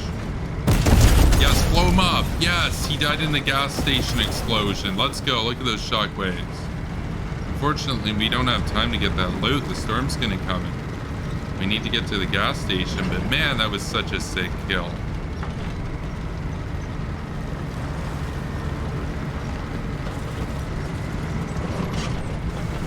We're about to get another kill. Boom, 1,000 damage. Let's... Uh-oh.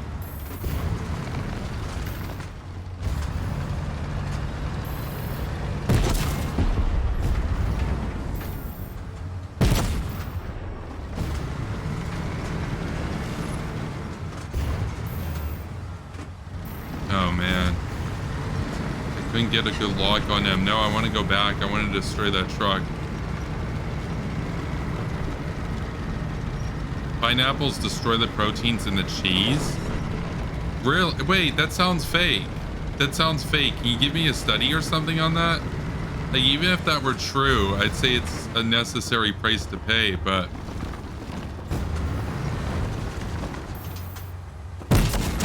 Boom.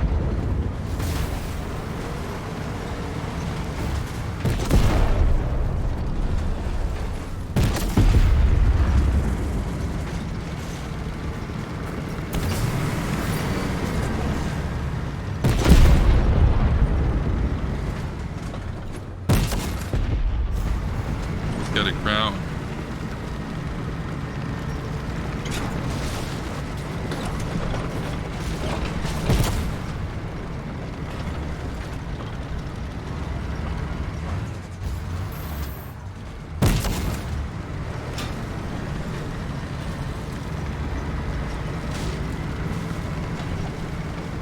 We need to get fuel.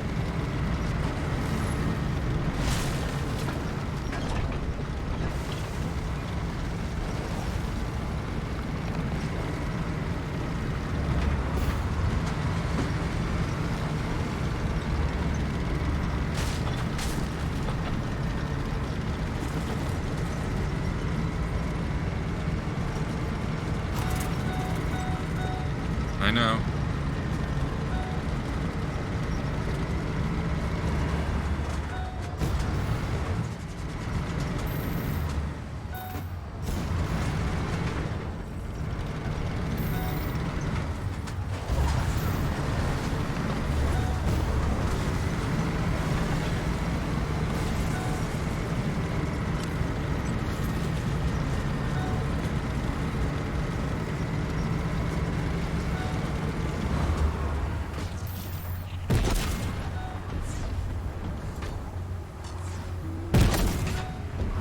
No way. Boom.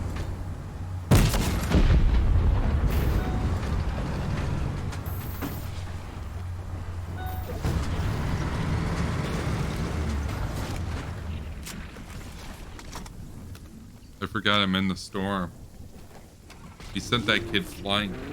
Oh, wow.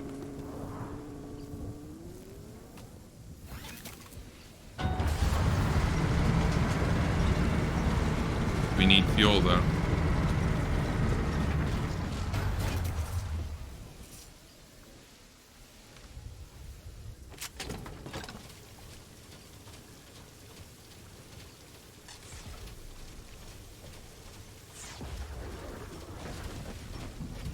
What do I think of Ben Shapiro ignoring social issues? Well, his social takes are really bad. I mean, I've got a couple of videos on my channel about him. The most recent one I remember doing was last year.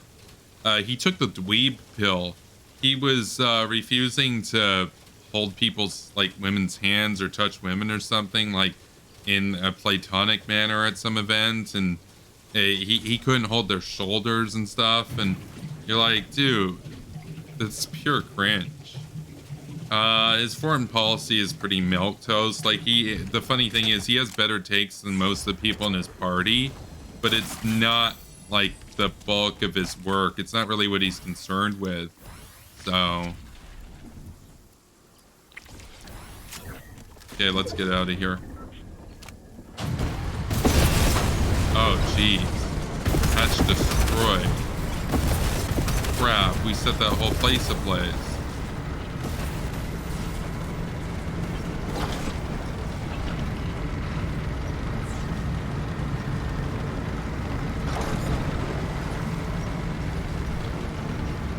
Well, we need heals. Smash this cell, see if there's stuff in here. Yep, we needed those heals. Needed these heals.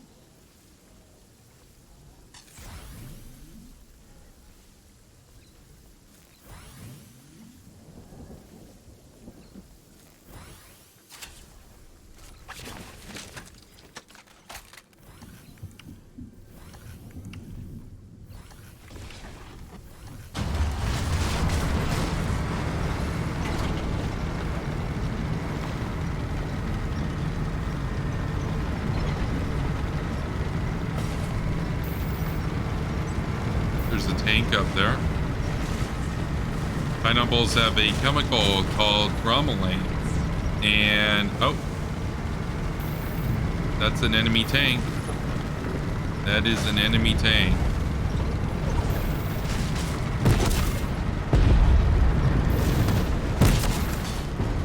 Boom! 50 damage to the player.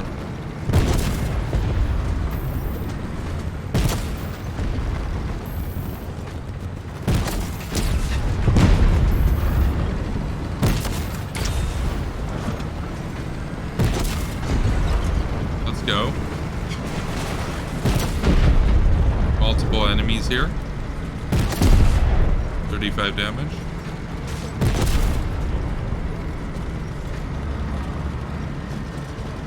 Hatch is closed again.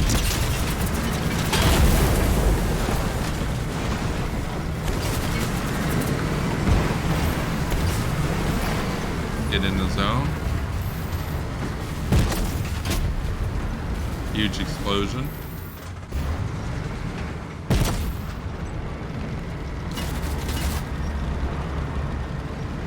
Where? Oh, there's a llama.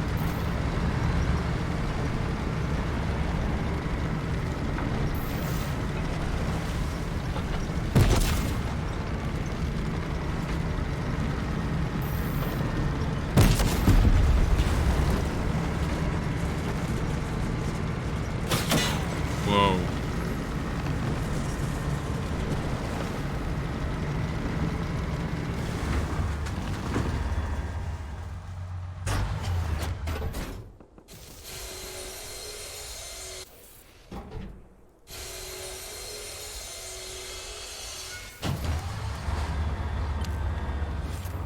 Okay, we're back up to health.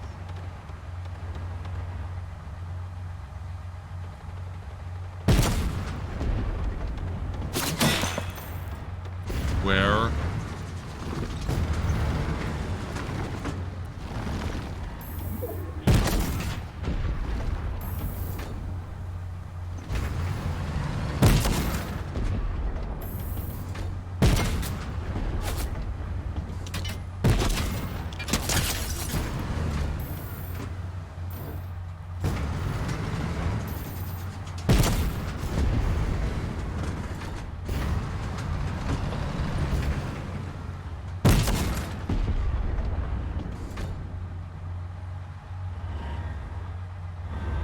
Running kind of low on fuel.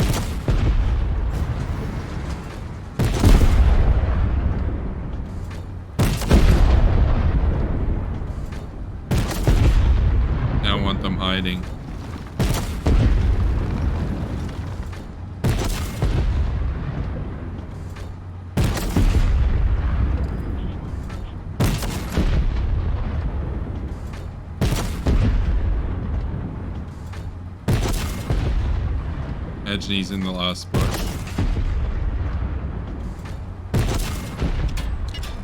Nowhere to hide.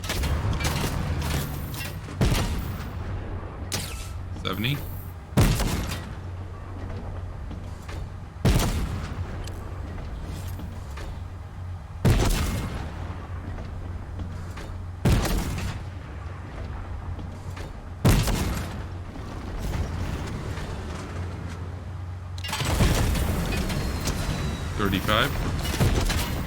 Come on, contact.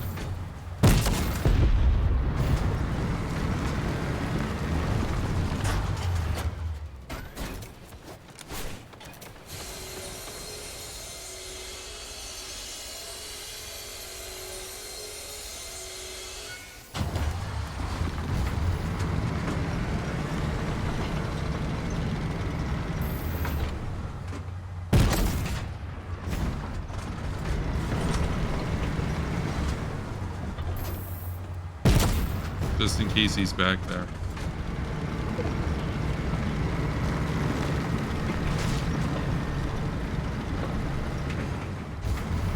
Two enemies left. They're fighting somewhere over there.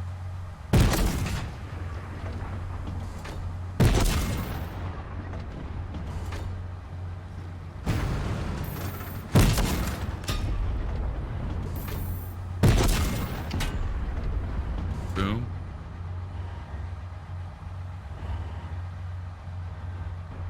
Final player.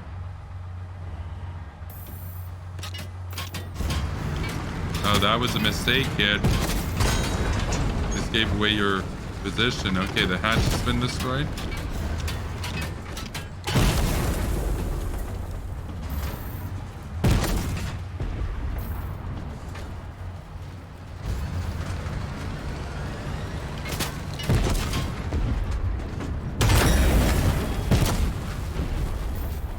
Wow.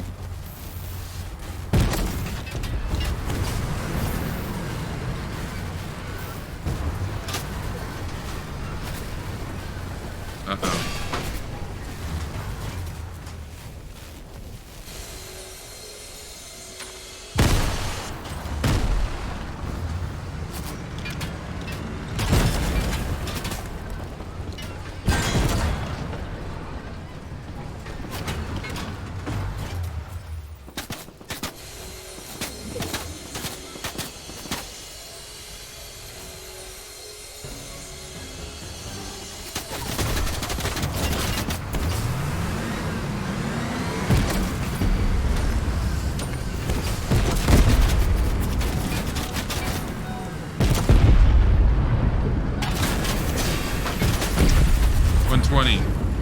I want to come with the tank.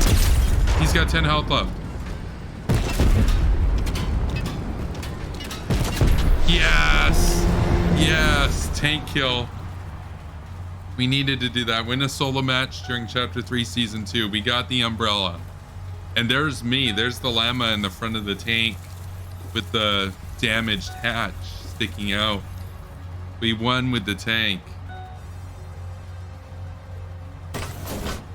Ah, now the hatch is repaired.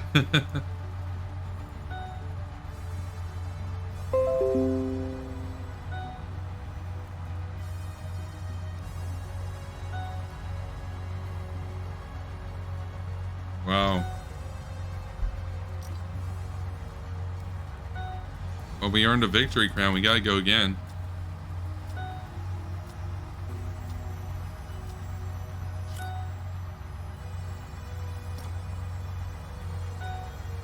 Boom. Now, when I had that direct hit for 120, he knew it was over.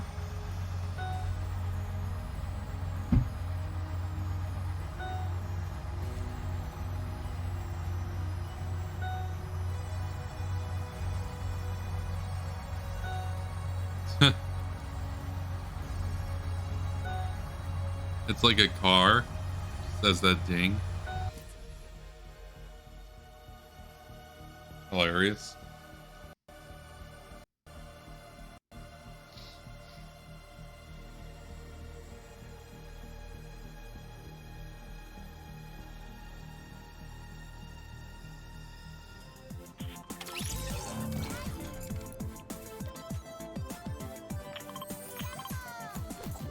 tank time.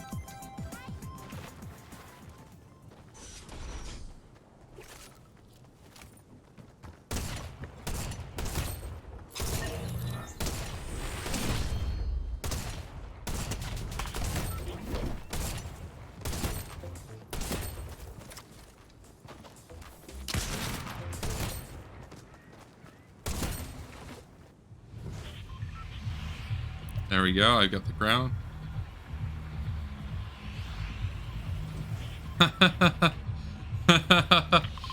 Infamy Massacre 1 says, do you know this no roads, no wars guy who keeps commenting under your tweets? He's absolutely cringe. Yeah, that does jog my memory a little bit. Okay, we're actually going to go to the pond first, given that the pond's there. It's not normally there. So we got to roll pawn. Then we go to the 7, activate that thing, and then we go and take the tank. We'll have to do a little fighting for the tank, though. Yeah, I'm aware of the account you're talking about. They have a Somalia flag in their bio, or in their name, which they all do. Every one of those, like, Hoppian, ANCAP, Libertarian goobers do. They all do. They always have the Somalia flag. And you think, like, well, they've got the Somalia flag because it's like an anarchist country. There's no government there and everything.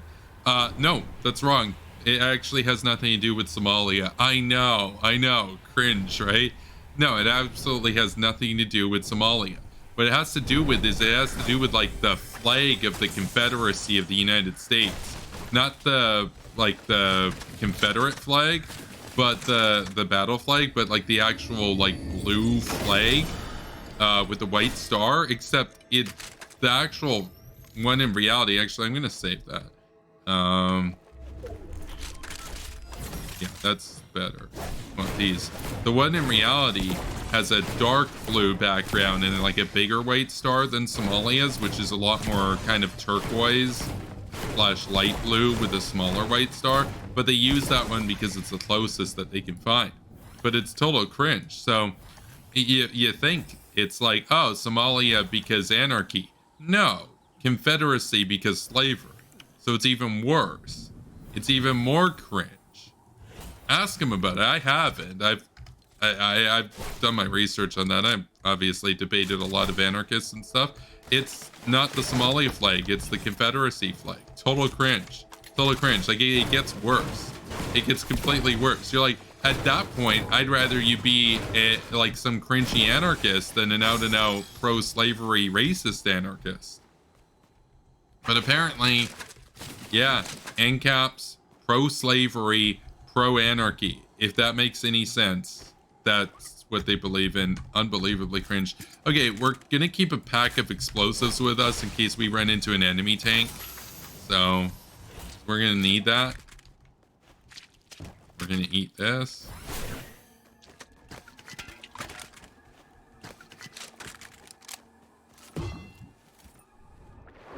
Let's get out there.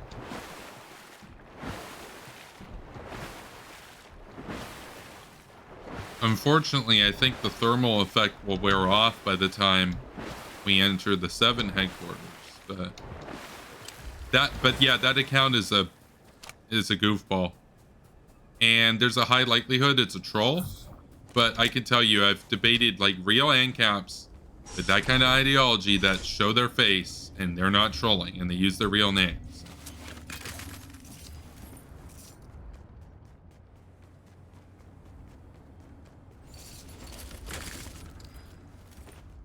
Ooh.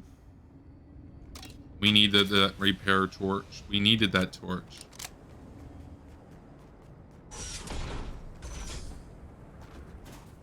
We needed that torch, bro. Okay, I can see the 7 link icons on the map. There it is.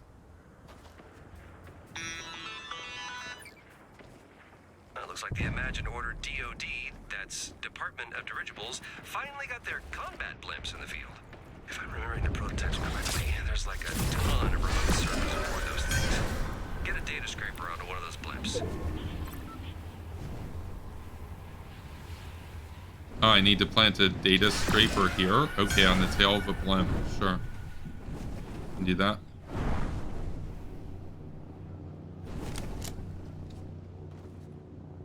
How though? You have to go further down. I thought this was the tail. Oh, there we go. We'll send someone to pick that up later. Sweet. And by someone, I mean you. You can get down yourself, right?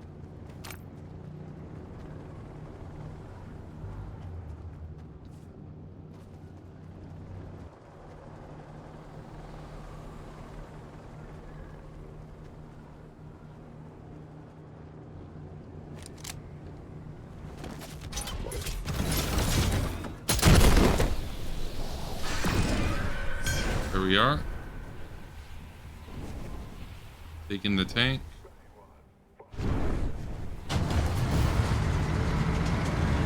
Those guys are gonna be mad. We just took their tank.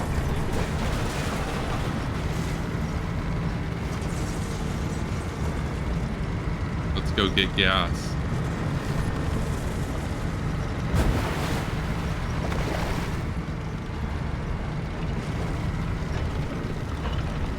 Unfortunately, this is a target, and if they shoot the gas tank, well, we're all dead, but hopefully those guys will fight each other. If they snipe the gas tank, though, we blow up.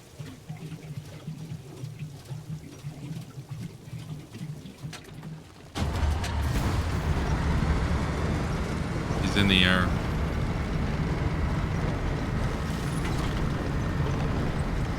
Very high up in the air. 35.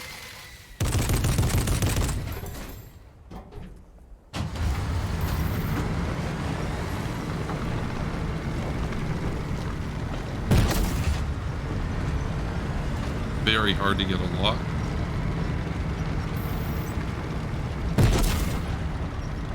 Oh.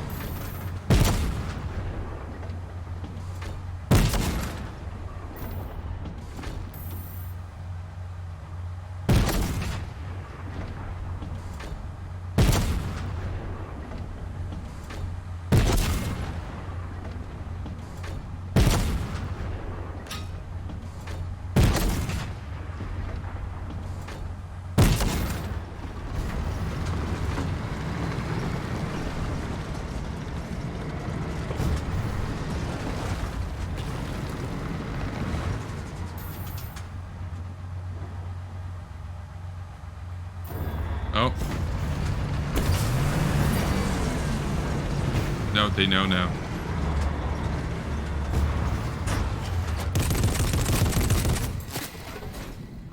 Shoot, we're getting attacked from all sides.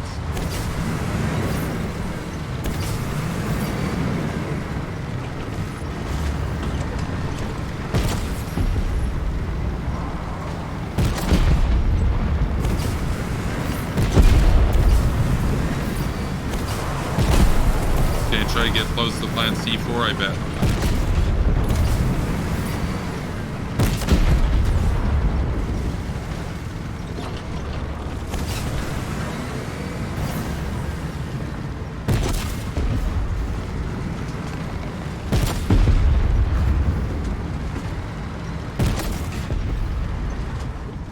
Guys somewhere there.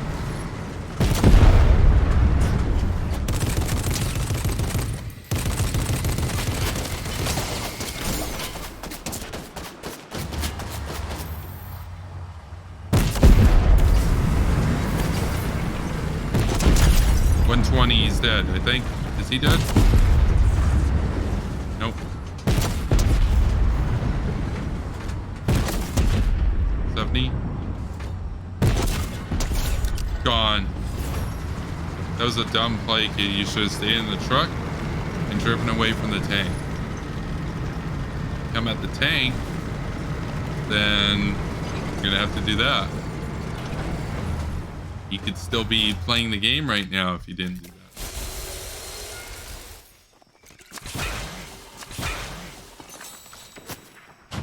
Uh-oh.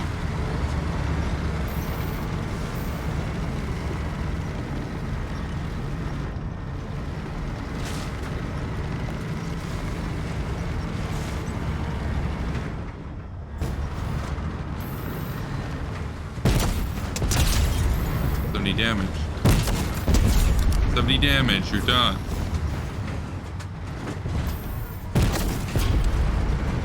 I have another tank ahead.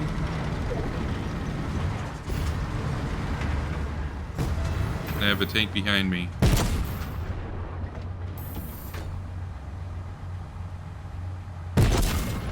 Hard to get a lock.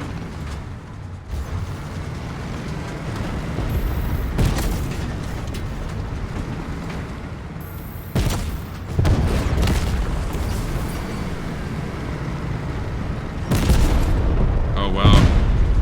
Whoa. You can do that to lift yourself up.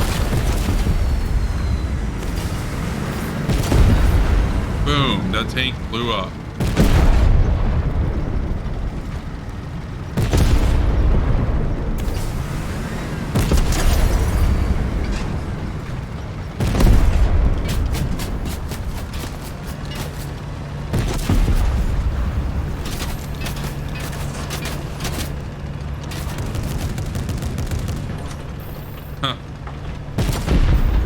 Teaming now.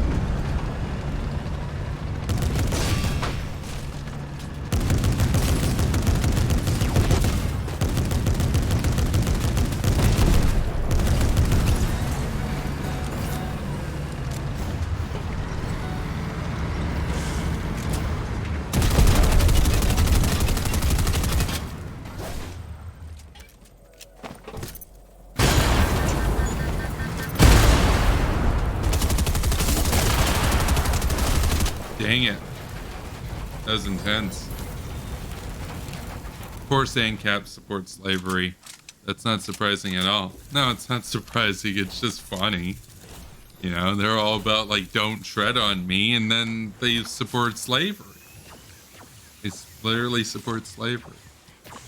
So their whole ideology is not don't tread on me. It's don't tread on me, but feel free to tread on literally everybody else in the world and enslave them. I mean, they think Putin invading Ukraine and telling 44 million people how to live their lives is based and epic. It's total cringe. I mean, and they have their stupid sites like antiwar.com, which has talked about me, and they're not a fan of my work. I've debated Keith Knight, or what is it, the Libertarian Institute or whatever. Oh, okay, that kid's smart. He put that down. And I debated Keith Knight twice. He knows all of his theory, and he thinks it's wrong for the government to tell you what to do, but the logical conclusion of that thinking is it's wrong for the government to tell you not to tell other people what to do. It's pretty funny. Okay, this is actually gonna have to be the final game though. So let's get this done. Let's get some XP. I imagine supporting slavery in 2022. You're still coping about the Confederacy? I mean, it's one thing though, like if you're an actual fascist, I get it though, like why you would support slavery, but imagine calling yourself an anarchist and supporting slavery. But yeah, they all do basically. That's a defining, that is as much a defining feature of their ideology as pedophilia, literally.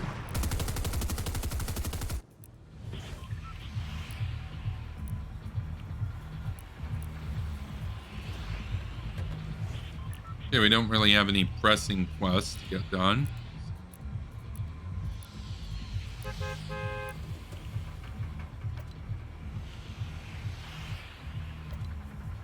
Okay, Omni chips at Greasy Grove. I guess that's where we're going. Oh, actually, I wonder if there's a tank down there. Hey, I don't even think I've landed here yet this season. I wonder if there's a tank there.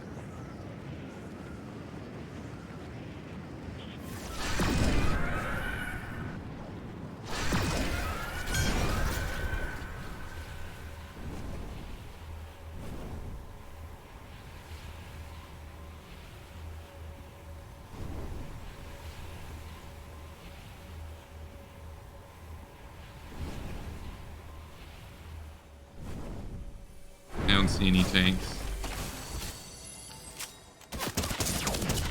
Nope.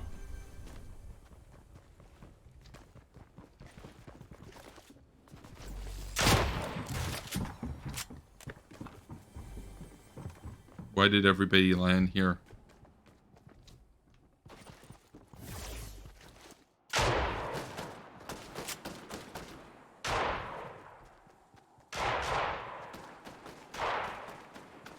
Wow.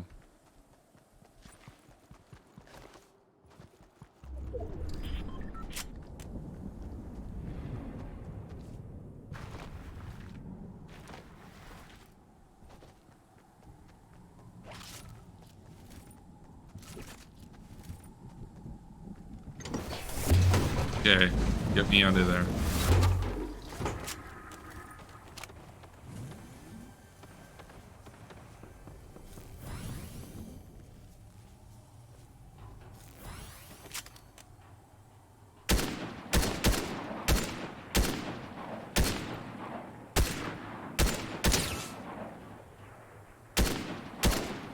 He's gone inside.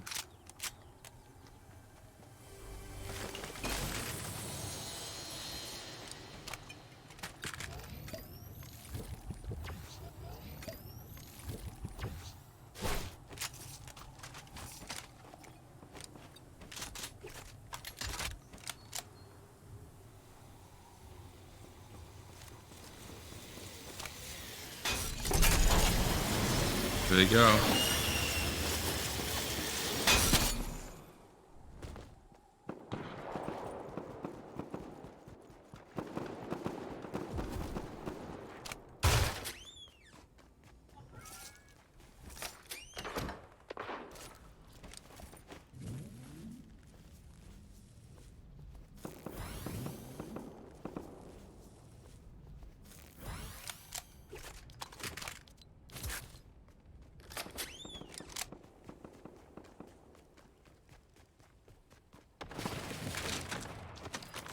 Needed these apples.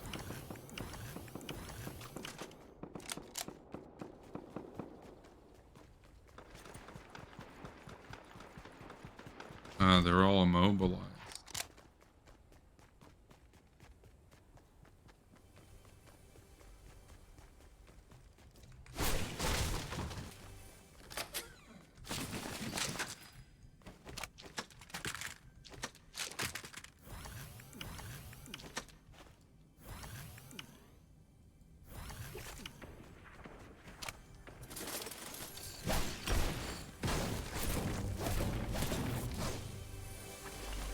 Yeah, I'd say probably about half of the people that I debated have been anarchists. They're definitely probably the most goofy of the ideologies out there. Like, there are a lot of more evil ideologies, but they're not as funny as anarchism.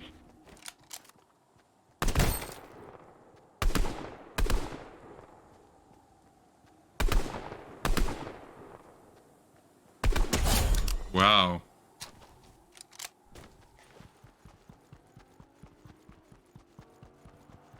That sounds like a whiplash.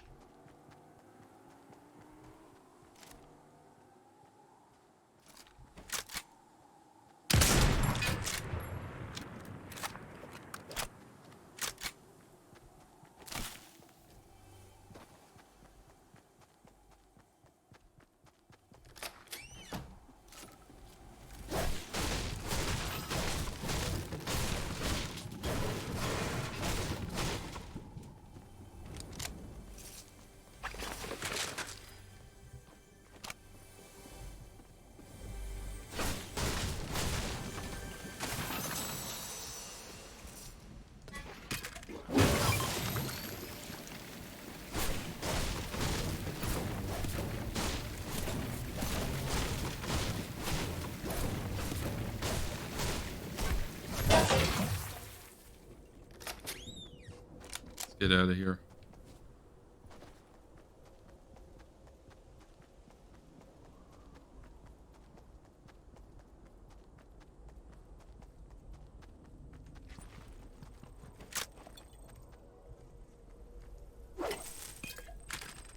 Fireflies.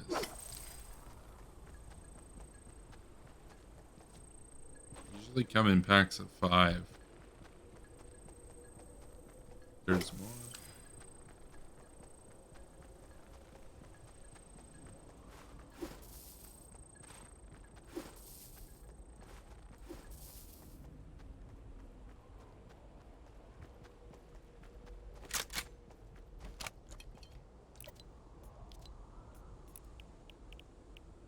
Destroy trees. Come on. Track quest. It's not showing up when I track the quest. A bunch of trees are being destroyed at least. Wait, somebody's taking 15. Is that a player? Or an animal? Oh, it's an animal.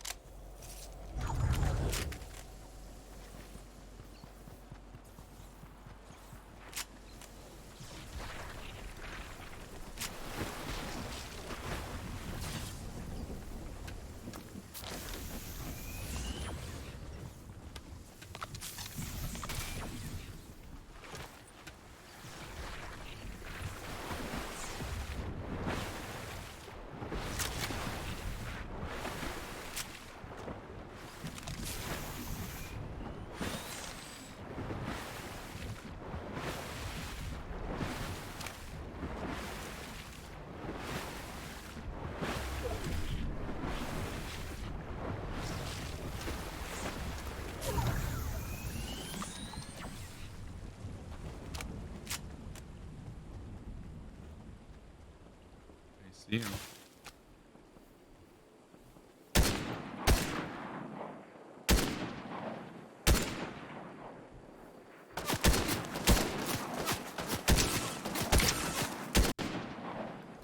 He's mad.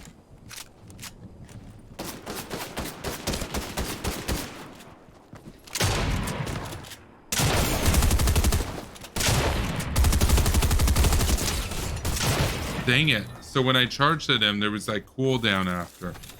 So I couldn't just shoot him in the face. Dang it, I didn't know that. Messed that up twice. Okay, we'll go back to lobby and buy some skins.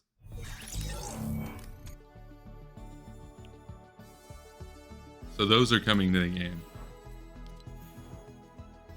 And yeah, we got the umbrella. Gunbrella.